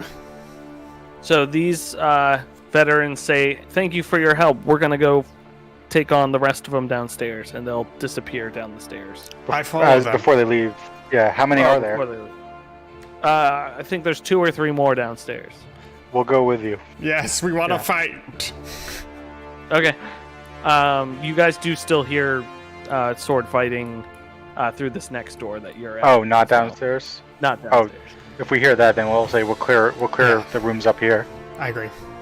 They say aye, and they rush downstairs. Let me just put these baby boys downstairs. Okay. Got you. So you guys come up to this door. You're gonna open this door, Josh? Yeah. So you open this door, and you see what looks to be a badly burned Zentarum fighter. Not fighter, but like gang member trying to break down a big old door. When you say badly burned, are these fresh burns? Fresh burns, Well, singed cloak. but I mean like, Today? yeah. No, not today. That's the guy. Like, man. Hey, That's you. your- and he's going to turn around and go, "Oh, crap." And he is going to pull out the weapon that he has on him, which is a thing that I to grab. Sorry. And I'll kind of look over my shoulder at Bowface and say to him, let's get this one alive. I agree. Let's tackle him. That's not my Bofus voice, but that's what he says. I Hey, let's tackle him. so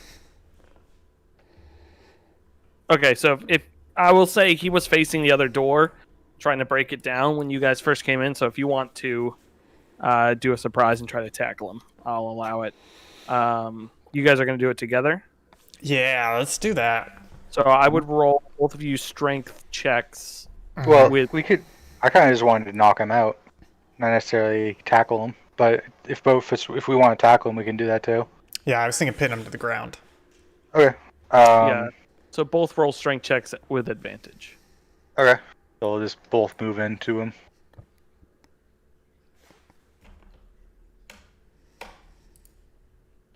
So acrobatic or athletics? Yeah, sure, that works. 1 second.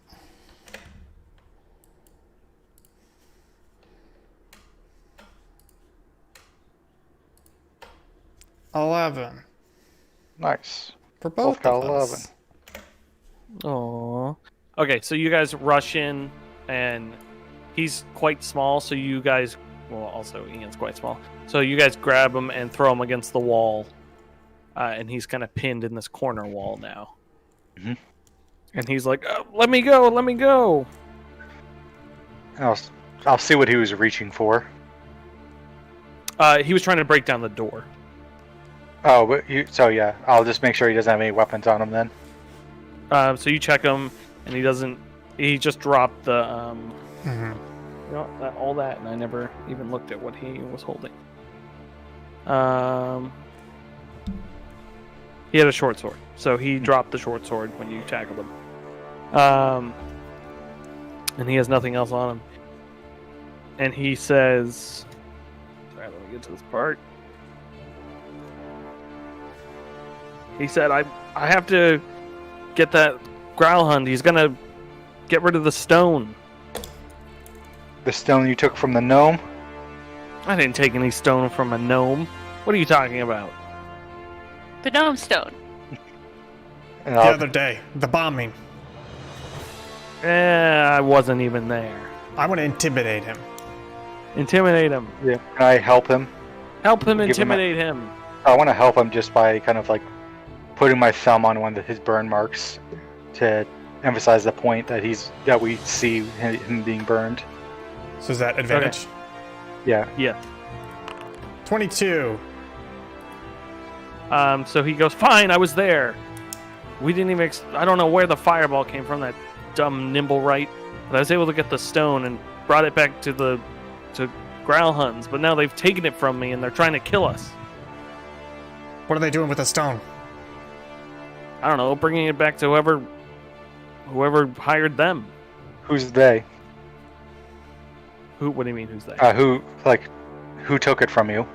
Oh, Lord and Lady Growlhund. They hired you okay. to take the stone? Yeah, they hired me to take the stone for them Well, then why are you fighting? because they took the stone from me. In the Zentharum? The Zentharum were hired by Lord and Lady Garham? The Zentharum are here under, trying to think of how to explain this. This isn't him, but he says the Lord and Lady were contracted with the Zentharum as this is a hideout for the Zentharum. So who's they attacked? stole the stone. He brought it back here for the Zentharum, and then the Lord and Lady took the stone, and locked him up. And then the Zentharum, he killed 2 guards, and now they're rebelling against the Lord and Lady to get the stone back. The Zentharum are rebelling against the Lord and Lady's guards? Yeah, Okay, because so they they took the stone. So they don't work for the Zentharum, they were just hired by the Zentharum? Or Yeah, they were contracted to use their house as a hideout. Okay. I say, where's the automaton? The Nimblewright. I have no idea. Was Sounds he here? like you just said he was behind this door. No, the Lord is behind this door. I quickly check the tracker.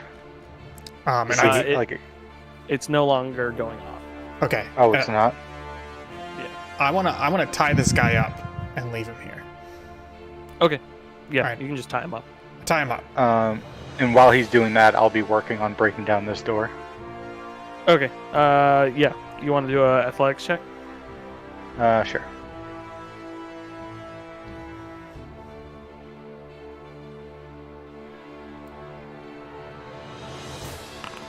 $11. You hit the door, but it doesn't give way fully, but you can tell it's starting to go. I'll just quickly shout out, Lord, we've subdued the intruders. Please come out. Oh, goody! And so you can hear a bunch of furniture being moved. And he opens the door and he looks surprised because he clearly wasn't expecting you. He goes, "Oh, I was expecting the city watch." What is that? What are those? What are those Oh, goobers? sorry. They're in a cage. Oh, good. They're not out. They're in a cage.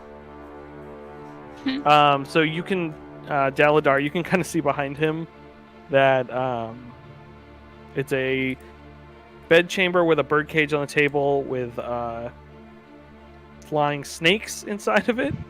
You know that some gangs and stuff use these to transport messages. Mhm. And then you also notice a teleportation circle permanently on the floor.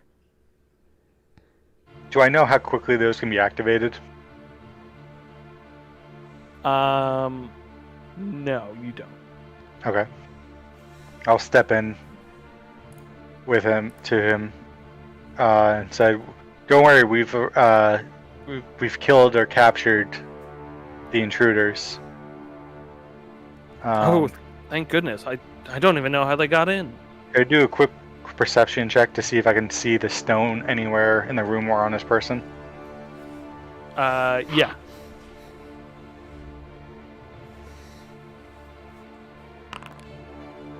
It's 23. You see no sign of the stone or anything. Or that he's carrying anything. Mm-hmm. He's just in like his royal clothes.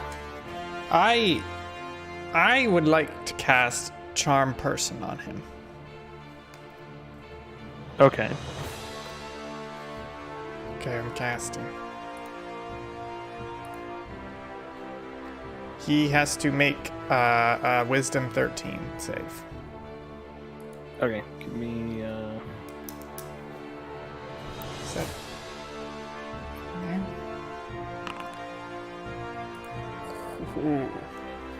he That's a snake. yeah, he does not do it. Oh, that is a snake. Sorry. Oh no, that shouldn't. That's just because I have it highlighted. That's still him. Okay, so now he is now charmed, so he considers us friendly. Okay. So I want to say, where's the stone? We'll keep it safe. Okay, give me 2 seconds. I gotta see what I'm allowed to say. Everything. I feel like Batman's about to show up. I know. I know this song. I was like, oh crap! It really sounds like Batman. I don't even know what it is. It's not Batman. I'll tell you that much. He said,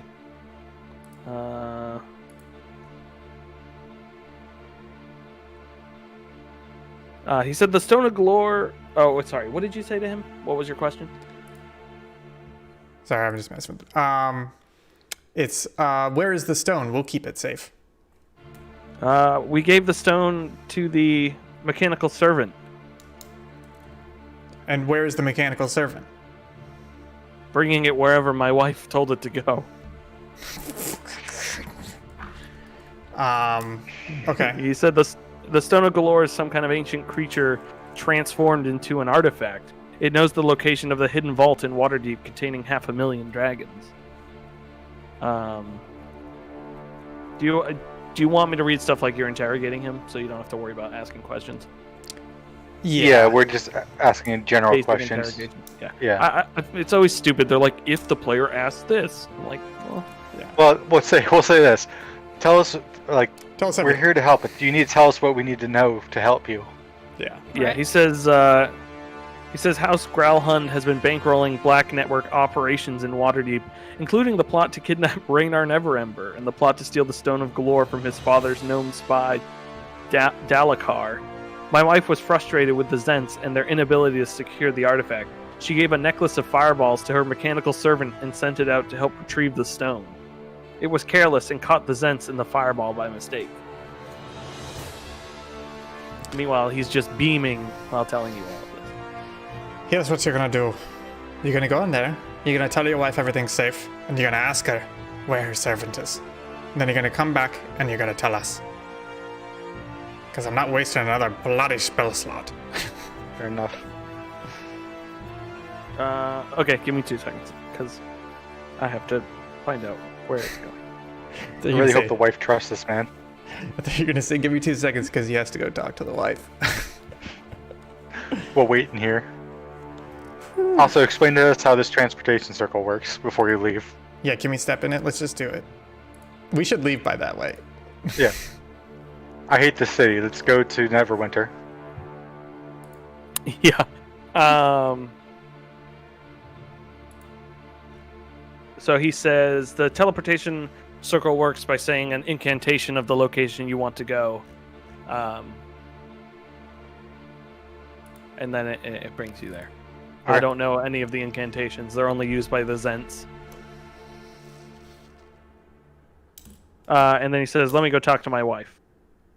So he leaves. Let's search his desk. Yeah, if you want to search the desk, I'm gonna try to. This is a cage full of these snakes, right? Yes. Flying snakes. And I have a question. Do these work the same way as carrier pigeons? Pretty much, yeah. Alright, I'm gonna take the cage and put it in my backpack. A sane thing to do. Can I, I'm gonna roll investigation to search the desk. Sure thing. 10. You just find collections of papers, random stuff. Maybe like this is where they would like scribble messages, but it's none of the messages are here. It's just like test papers and all that sort of stuff. Got it. And a bag of gold. Yeah, and 5,000 gold. Lazar, you want to do anything while we're waiting for him to come back?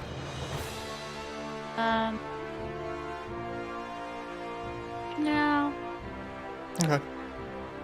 So from the other room, you hear a loud. What the Lord go? Oh, and then a thunk on the ground. Oh shit.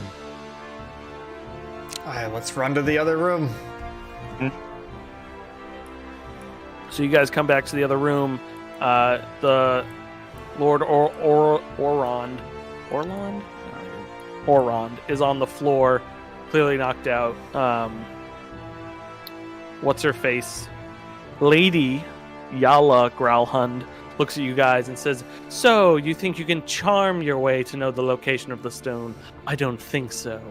And she pulls out her rapier, and the orc guy pulls out his big old sword, and you're gonna fight now. As they're doing that, I'm gonna lock this door behind us. Okay. So let me put you guys in the counter. So the Lord is knocked out? Yeah, he's just knocked out on the floor. Oh, okay, got it. Still his best friends. Yeah, I would be fine hurting him, though, just to be clear. Let me be perfectly clear. So we need her alive now. What are we, rolling initiative? Yeah. I just gotta go to the bathroom. Okay. Hot damn. Nice. Okay. That's good. He's going to the bathroom. I got plenty of time. I gotta say, I really like how this is going so far. Yeah, combat's Yeah. good. Well, there's like the level of intrigue that's going on in this building. Yeah, a lot of stuff going. Okay. We haven't even gotten to the first floor. That's true. Yeah, we've been doing this encounter real well. Whew. Good stuff. Oh boy.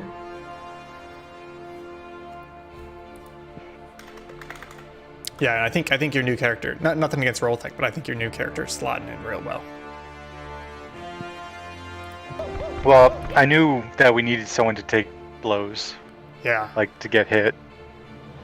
Yeah, we've been scraping by so far. I also like the idea of being a party member that's here just to get paid. Yeah. Yeah, it does add some good stuff. But he's also just he gets bored quickly. Mhm. So the fact that you guys are constantly getting into fights and like interesting stuff like the horde of a dragon, like Yeah. it's pretty fun.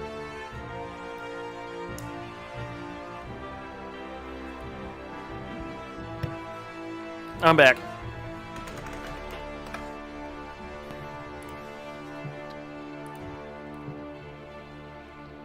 Hello. Welcome back. Hello. I'm sorry, Karen's grabbing a snack, apparently. Even though I'm right here. God. What a classic Okay. joke. Just good one, you know? You know what? Yeah. She wants a big snack. Oof. You're off the stream. Okay, let me see if I can find some more action-y music to put in. I mean, this is But like battle music, you know? some Daft Punk music.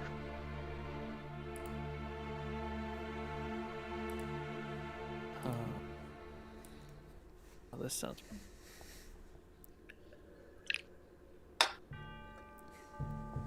You say Daft Punk?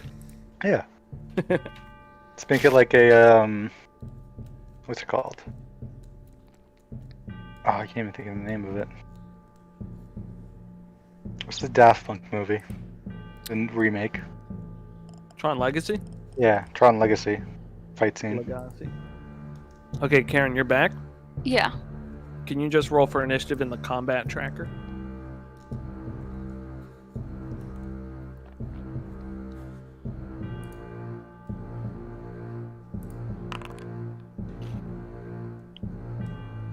Super. 9. Bofus, you're up first, buddy. Hi, I'm gonna cast. I'm gonna move here. Hi, and I'm gonna cast Thunder Wave.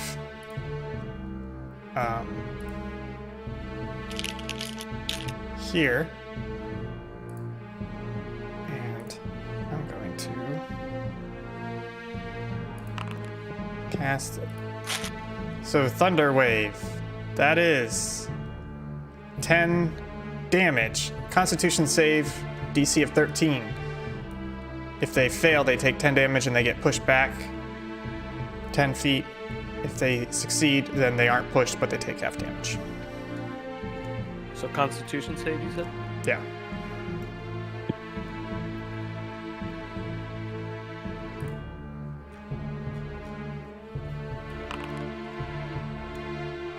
So she rolled a 5. And he rolled a 13. So he takes, well, save goes to, what's the tie go to? Attacker? I go to attacker, or no, Ty goes to like attacker or saver. So Oh, she okay. makes it. So, Yeah, he oh, stays oh, put. yeah. He stays put and takes 5 damage. She moves 10 feet away from me and takes 10 damage.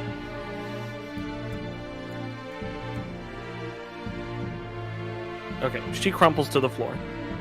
And then I have a bonus action, and I say to Lazari and Daladar, and I say, he can die, but she must stay alive. And Daladar, you're gonna need some inspiration. And I give him some bardic inspiration.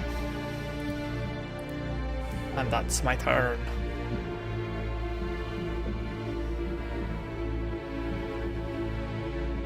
Okay, Daladar, your turn. All right.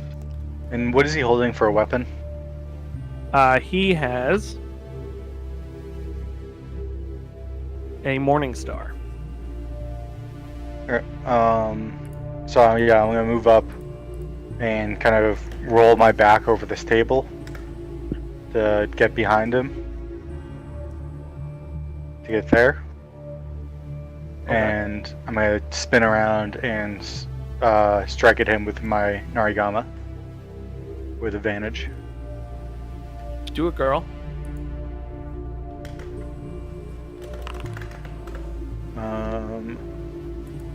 18 to hit and 11 slashing damage. Wow. Hit and damaged. And then I will use another key point for flurry of blows to do 2 unarmed attacks on him. Okay. And I'm gonna make this these non-lethal because I respect that he's just a bodyguard.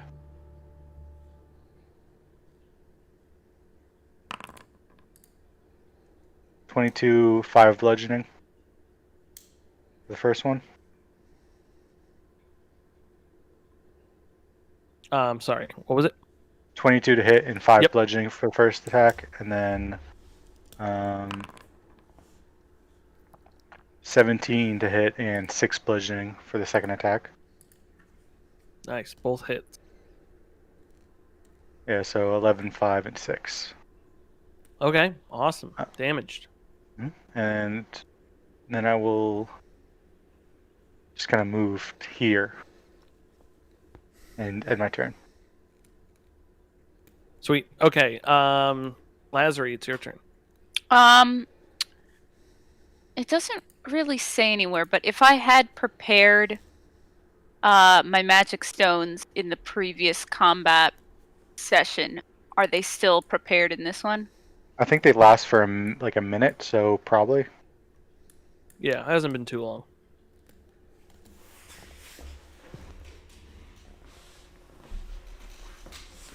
Yeah, it doesn't say.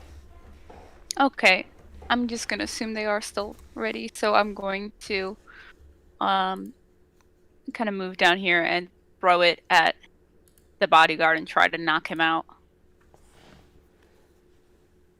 Throw my magic.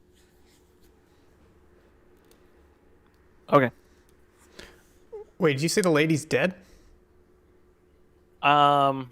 She got thrown against the wall. You don't know if she's dead or not. Oof. Wait, but she didn't get thrown against the wall. It was only 10 feet. The She got hit four, The thunder She wave got was hit by like- the thunder wave, right? but it was, yeah, it Thunderwave was moved. 10 feet.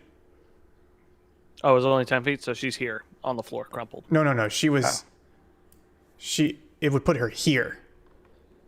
Because she was here. That's, So 5. yeah, that's where she was. 10. But she wouldn't hit the wall, is my point. I think the damage dealt to her from Thunderwave. Is Yeah, what it was the knocked thunder. her out. okay. Yeah. Oh, okay. Sorry. Yeah. Okay. She had 9 hit points. Gotcha. I thought you were saying she hit the wall hard enough to get knocked out. She hit the wall. Next thing she knows. 22 to hit. 22 to hit. Nailed it, girl. 5 damage. Little less nailed it.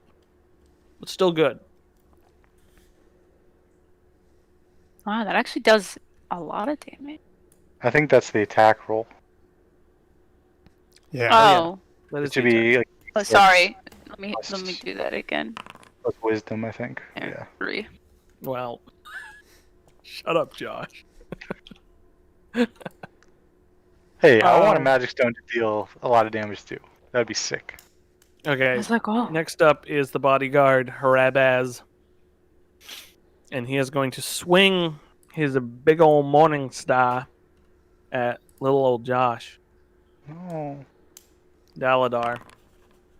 And that's going to be a 21 to hit. I'll miss. 21 will 21? miss? Oh, 21. 21. Okay, yeah, that hits. I saw the 13 and it said in my head 13. 13 misses. Yeah, that hits. Okay, so that's going to be... Sorry.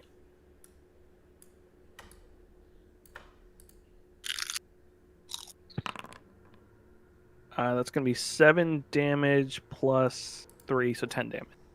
Okay.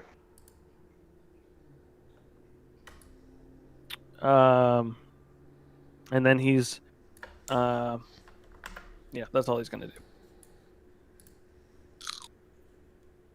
So it is Bofus's turn. I cast Thunder Wave. Woo! It's pretty much the same area. I'll draw it again. Whoops. So that is, he's got to make a save against that. Cool. Constitution. Constitution, right? Yep. He does not do it. He takes 17 points of damage, and he gets pushed 10 feet away from me. Oh, does that trigger an opportunity attack? Is that? Oh, so yeah, just so you know, for Thunderwave, it's originating from you, so that it still works for that. But in the future, you're the center of the cube. No, I don't think it works like that for cubes. Yeah, for Thunderwave it does. There's another one. Yeah, that I think makes a cube. it's if it doesn't specify, like what the picture I sent, if it specifies something other than that, you follow that, but if it's unclear, you follow the picture. Right, but for Thunderwave, it specifies that it's you. A wave of thunder's force sweeps out from you. Each creature in a 15-foot cube originating from you must make a Constitution saving Well, yeah, throw. but that doesn't mean that I'm in the center of the cube, though. Yeah, I think. I looked it up. Let me show my Oh, you source. did? Yeah. Okay. Uh, Because the way I always imagine that spell is you create a thunder wave, and like everything within 5 feet of you gets pushed back. Yeah, 1 second. and how I thought of it. I have a really good source for it. It's Snopes. Okay, wait, I'm getting there. It's the Onion. Yeah, the player's handbook says what you were saying, Josh, that it originates like from like a face of the cube, kind of going forward or going what you Oh, point out. But I see base- what you're saying. Like the you spell- can choose. You choose yeah, but the where spell the cube itself is on you. does- So You're there not you the go. center of the cube, though. I have a tweet from Jeremy Crawford, who is Oh, the head okay. of rules. Yeah, And the it sage has a advice picture. stuff. Yeah, basically Boom. it's there's a cube, and I am not in the center of it, but I can choose where that cube is, like which part of the cube I am touching, which edge of the cube Right. I am touching. I sent a picture in Discord. Oh, I see it. Yeah. Okay. Yeah.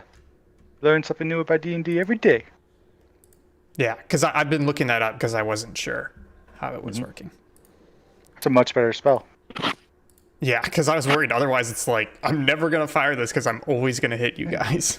I've always like every time I've cast Thunderwave, I've just run into the middle of a bunch of people and it's like ah, Yeah, and just made a huge cube. yeah. That's interesting. I like that.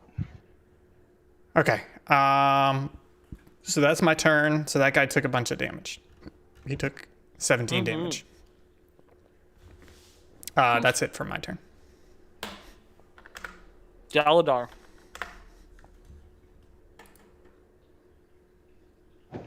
I'll run up. Yeah, I'll run up in front of him, and does he look like super injured at this point? One might say he's even a little bloodied. Yeah, I'll just kind of like level my Narigama at him and say to him, "This is your last chance to surrender, and we won't harm you any further.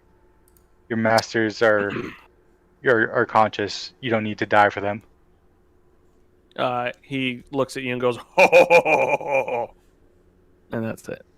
Can I Many attack him? dice. His head explodes. Yes, you can attack him. All right, I'll attack him with my Narigama, and at this point, I'll give him the death he wants. Yeah. 23 to hit, 8 slashing damage. Wow. That hits. 8. I can never do math in my head. Perfect. So as you hit him, you hear a commotion downstairs, and then a lot of walking noise, and up through the door. The door is locked. Just so Yes, you know. the door So is they- kicked down, and Yep. about 10 or 15, about 10 or 15 City Watch guards march into the room. And one of the guys looked more like a captain goes, "Nobody move, what's going on here?"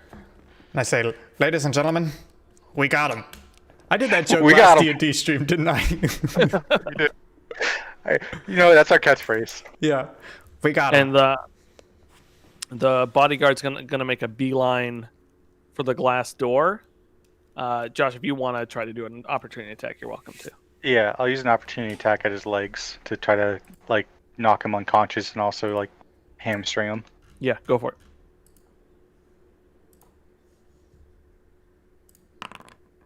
5 damage with a 16 to hit.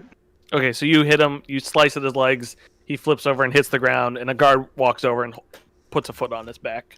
Mhm. And the sergeant nods to you and says, "Thank you." And then, okay, so you guys, combat's over, first of all. Hooray. In after this walks in those 2 boys, the detectives, and both Orland and Yala are brought to beds. She's not dead. She's just very sickly. Mm-hmm. I don't know how to get rid of it. How do I get rid of this death? Well, she's undead now. Yeah. And in come to those two guys, and so they start asking questions. So, good old Barnabas Blastwin and Saith Cromley sit you guys down and say, "Hey, can you tell us what happened here?" I'll look to Bofus and just say, I think we tell them everything, as well as who the stone belongs to. Aye, we've done their job. Let's tell them what they missed. Okay, so he's gonna sit back for a bit and he's gonna say, "So what you're telling me is there's this Stone of Galore that seems to unlock this rumored treasure trove of 500,000 dragons, and these Growlhuns are supplying the Zentarum to try to find it. They got antsy, so they decided to have a maniac robot blow up a gnome, who then didn't get the chance to steal the stone from the gnome, but in fact the Zentarum stole the stone from the gnome, brought it back here, gave it to them. They gave it back to the robot, who ran away with it, and then they went and attacked the nobles." Yep. Aye. And I believe you're the detectives who questioned the bombing, right? Yes. You must have heard of the people in the streets talking of the robot man. Yes. We'll definitely be looking into this. Thank you for your service. We'll definitely get some people out to talk to you some more in case we need any more information. Do you mind if we question the lady quickly? It's a personal Absolutely interest. not. This is a city watch matter now. I'm gonna ask you guys if you wouldn't mind leaving the location, that'd be great. I only ask as a professional courtesy, as our employer is the one who item was stolen by her, and we simply want to get the item back, as well as help you in any way we can. You know, as we've done so the city watch far. will be in contact with you if any items that are missing come back into fruition. Can I We'll definitely let you know. can I just do a quick insight to see if this guy wants the stone for himself? Yeah, you can do that.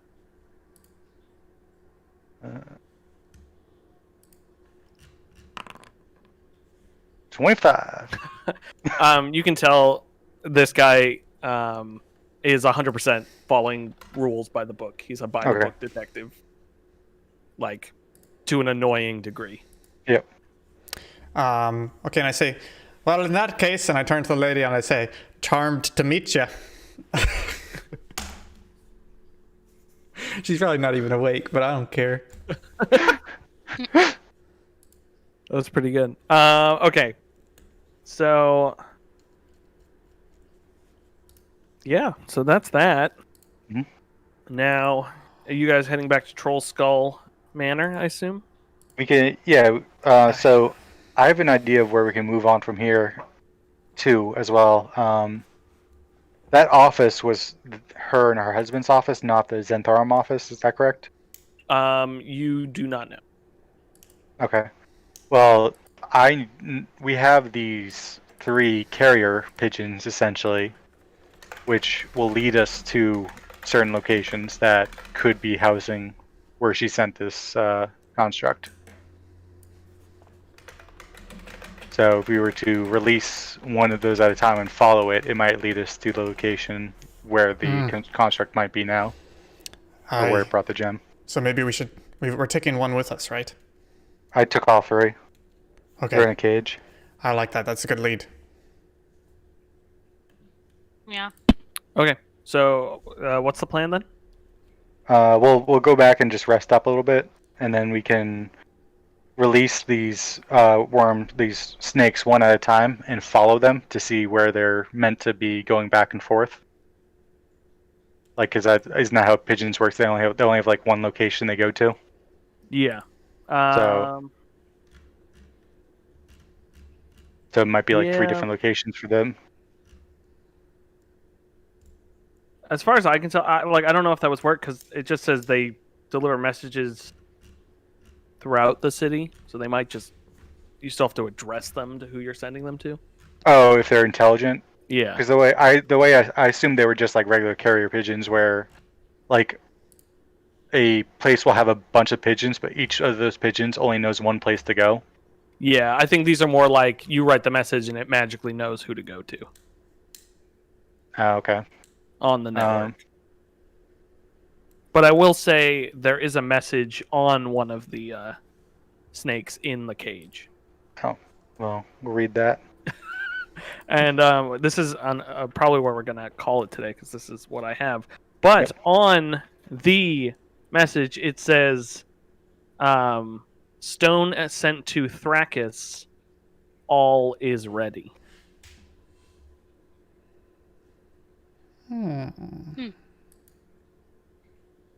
So, what if we write a message to Thrakis What if?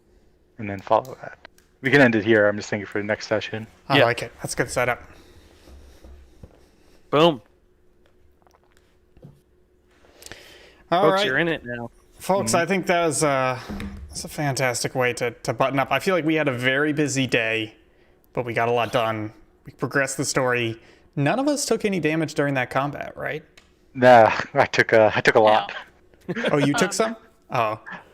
I didn't- took 22 points of damage. Oh, boy. Well, that would explain why I didn't take any damage. Me neither.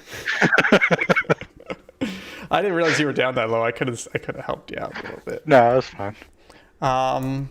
So yeah, let's I think the plan is 2 weeks from now we're going to be hitting it up again. Will, just a general progress check in terms of the overall campaign arc. Where would you say we are percentage wise? So this is the first. So the first couple chapters are just like to get you used to Waterdeep, and this is where like the story kicks off now. Okay, gotcha. Like you're into it. So I would say there's probably like 3 or 4 more sessions Total? Okay, that's pretty good. Yeah, and then like we've said, we're probably going to continue to play Dungeons and Dragons after that. We're just not sure the DM, the format, etc. But definitely having a lot of fun. Let's go around the horn. Josh, thank you for joining. Where can people find you? And closing thoughts. Thanks. Yeah, thank you for having me. You can find me here always, and I just want to say I really like this session, especially this house. I like the mix of walking in, not knowing what to expect, and then having the room flipped on its head halfway through after we found the burnt Zentharum agent, and him explaining what's going on. Yep. Karen, where can people find you? And what are your thoughts on the session? You can find me on here sometimes, not only on your D&D, but occasionally other ones. And I thought it was pretty good. I mean, it was nice having a bit of a quieter session compared to the previous one. You have a little bit of combat, but it was as rigorous as the previous one. Mm-hmm. That's great. And Will, Dungeon Master, how you feeling, and where can people find you? You can find me on Twitter at Hunt270. And I felt good about this one. I liked the way it was structured, and like Josh said, like you burst into that thing. She says, "Oh, thank you for rescuing us," and then you make it all the way to the other guy, and he's like, "No, they're bad people." Yep. So it worked out pretty well. I did not expect you guys to go up that balcony. So you skipped a bunch of stuff, but it still worked out. That's cool. That's cool. Yeah. And you can find me on Twitter, I think, Gibson. And I agree, this is a great, varied session. It also felt pretty, I don't want to say fully self-contained, but it felt like a really good session arc. A lot of good stuff. Capping it off with some combat. A lot of cool stuff there. Folks, if you enjoyed this, you can follow us here, right here. You can follow or subscribe on Twitch. Subpixel Team is our channel. You can also find us on Twitter, Facebook, Instagram at Subpixel Team. And you can also find us on YouTube at subpixelfilms.com. That takes you right to our YouTube channel where we have our stream archives, as well as a bunch of fantastic edited content coming out every Monday, as well as long-form documentaries every now and then. Thank you guys so much for joining us. Our next stream is going to be Tuesday, 9 p.m. Eastern. We're finally doing it. We're going to be streaming Star Citizen. It took all the effort in my body not to say Scam Citizen. But we're going to be playing it. Thank you guys so much for joining us. Thank you guys for watching. We'll see you next time. Bye-bye. Bye. Bye. Bye.